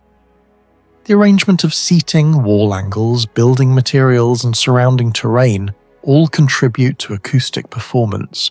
Whether Greek architects fully understood the underlying physics remains uncertain. Yet the results speak for themselves. Across multiple sites separated by geography and time, similar acoustic achievements repeatedly appear. Perhaps the most astonishing mystery involves survival. Ancient Messene stands within one of the most seismically active regions of the Mediterranean. Greece experiences frequent earthquakes resulting from the complex interaction of tectonic plates beneath the eastern Mediterranean basin. Over the past 2,000 years, the region has endured numerous destructive seismic events. Many ancient settlements disappeared entirely. Others survive only as fragmented ruins. Messene, however, preserves extensive sections of walls, gates, foundations, public structures, and infrastructure. This longevity raises important engineering questions. Modern earthquake-resistant design often relies on flexibility rather than rigidity. Structures that can absorb and redistribute seismic energy tend to survive longer. Some researchers have suggested that certain ancient masonry techniques unintentionally produced similar effects. Large stone blocks fitted without excessive reliance on rigid mortar may have allowed limited movement during earthquakes, reducing catastrophic failure. Whether the builders consciously understood seismic engineering remains unknown. Yet the endurance of the city suggests that its construction methods possessed qualities modern engineers continue to study. In western Turkey, near the winding Meander River, lie the ruins of Magnesia on the Meander, a city where stone, mathematics, and human perception were combined with such precision that even modern researchers still struggle to explain how its builders achieved it more than 2,000 years ago. Although travellers had noted scattered ruins for centuries, systematic archaeological excavations beginning in the late 19th century gradually revealed the remains of a large Hellenistic city. Beneath layers of soil emerged temples, theatres, stadiums, colonnades, drainage systems, and one of the most sophisticated examples of urban planning ever discovered in the ancient Mediterranean world. At first glance, Magnesia appears similar to many Greek cities, yet detailed surveys reveal something extraordinary. The city was not simply constructed, it was engineered according to a remarkably coherent geometric vision. Archaeologists mapping the site discovered that major streets, public buildings, and ceremonial spaces followed an organized spatial plan extending across a large urban area. Distances between structures often correspond to consistent measurement systems, suggesting that planners operated using standardized units and precise surveying techniques. Today, engineers achieve such accuracy using laser instruments, satellite positioning systems, and digital mapping technologies. Ancient surveyors possessed none of these tools. Instead, they relied on ropes, measuring rods, plumb lines, observation of celestial bodies, and practical geometry. The mystery is not that ancient builders could measure land, as civilizations had been doing so for millennia. The mystery is the scale of precision maintained across an entire city. Researchers continue debating exactly how surveyors transferred measurements across uneven terrain while preserving alignment with such consistency. When compared with many contemporary settlements across the Mediterranean, Magnesia appears unusually disciplined in its design.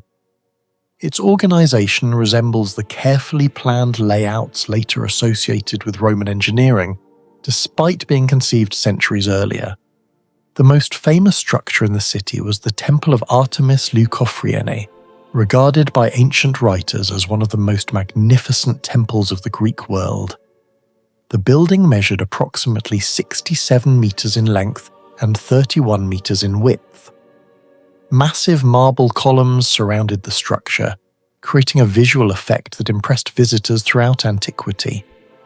Yet the true mystery lies not in its size, but in its construction. Many surviving blocks demonstrate an astonishing degree of precision. Stone surfaces fit together so closely that the gaps between them remain extremely small even after more than 2,000 years of earthquakes, temperature fluctuations, and weathering. Modern conservation specialists examining similar ancient structures often discover deviations caused by settling erosional structural movement. Yet portions of Magnesia continue to display a level of craftsmanship that suggests extraordinary control during construction. How did builders working with bronze and iron tools achieve such accuracy? Some researchers believe master craftsmen spent enormous amounts of time hand-finishing each surface. Others argue that specialized measuring techniques may have existed, but were never fully documented. The archaeological evidence provides clues but no definitive answer. The result is a temple whose surviving remains continue to raise questions about the true capabilities of ancient stoneworkers. Every monumental city faces the same engineering challenge, transporting enormous quantities of stone. Magnesia required thousands of tons of marble. Some architectural components weighed several tons each. These materials had to be extracted from quarries, transported across significant distances, and positioned with remarkable accuracy. Ancient sources describe ingenious methods for moving columns. In some cases, builders reportedly attached wooden frameworks around cylindrical stone shafts, effectively transforming the columns themselves into giant wheels. While experimental archaeologists have demonstrated that such techniques could work, scaling these methods to an entire construction project remains difficult. The logistics become even more impressive when considering the limitations of the period. There were no steam engines, hydraulic cranes, combustion engines, or steel cables. Every movement depended on human labor, animals, mechanical advantage, and careful planning. Comparisons with the construction of the Great Pyramid of Giza, Baalbek, and other ancient megastructures reveal a recurring pattern. Ancient engineers repeatedly accomplished transportation feats that appear disproportionately advanced relative to the technologies traditionally associated with their era.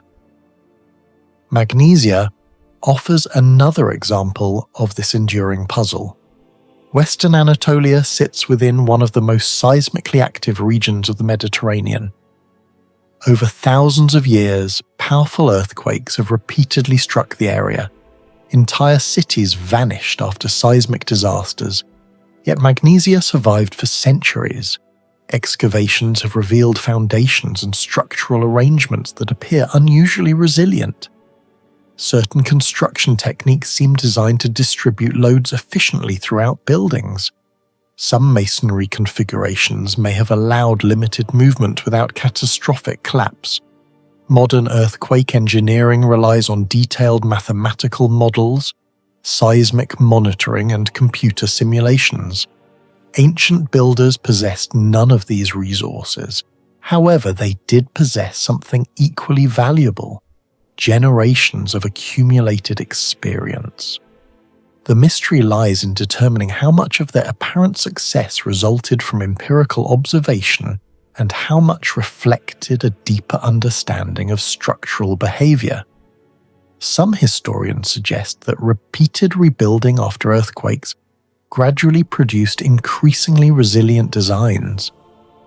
Others argue that ancient architects may have recognized principles of force distribution more sophisticated than traditionally assumed. The evidence remains incomplete, but the survival of many structures suggests knowledge that was far from primitive. Among all the mysteries of Magnesia, none may be more fascinating than the work of the architect Hermogenes. Ancient architectural writers praised him as one of the greatest designers of the classical world. His influence spread throughout the Mediterranean, and his ideas shaped generations of builders. What makes Hermogenes extraordinary is not simply what he built, but how he manipulated human perception. Modern researchers studying the Temple of Artemis have noted that many proportions appear carefully calculated to influence the way observers experience the structure. Column spacing, building dimensions, sight lines, and visual relationships create an impression of balance that exceeds what would be expected from purely functional design. This phenomenon belongs to a field now known as visual architecture or perceptual architecture. Human vision is imperfect. Straight lines can appear curved. Parallel surfaces can seem distorted. Large structures often look asymmetrical when viewed from ground level. The builders of the Parthenon in Athens famously corrected such optical illusions by subtly curving lines and adjusting dimensions. Evidence suggests that Hermogenes employed similarly sophisticated strategies. The question is how. There is no surviving manual explaining his methods. No complete mathematical treatise describes the calculations behind these effects. Yet the architecture itself suggests an understanding of visual psychology that feels remarkably modern. Today, architects use computer simulations to predict how people perceive buildings from different viewing angles. Hermogenes achieved comparable results using nothing more than geometry, observation, and experience. Some scholars argue that his designs represent one of the highest achievements of ancient architectural science. Others believe his methods may reflect knowledge accumulated over centuries and later lost. Whatever the explanation, the visual perfection of his structures remains one of the most intriguing unsolved puzzles of classical architecture. Magnesia also featured a massive stadium designed to hold large crowds. Its layout showed advanced planning for movement, visibility, and crowd control. Entrances, seating, and viewing angles were arranged efficiently, demonstrating impressive engineering despite the lack of modern design tools. How ancient planners achieved such effective layouts remains an open question.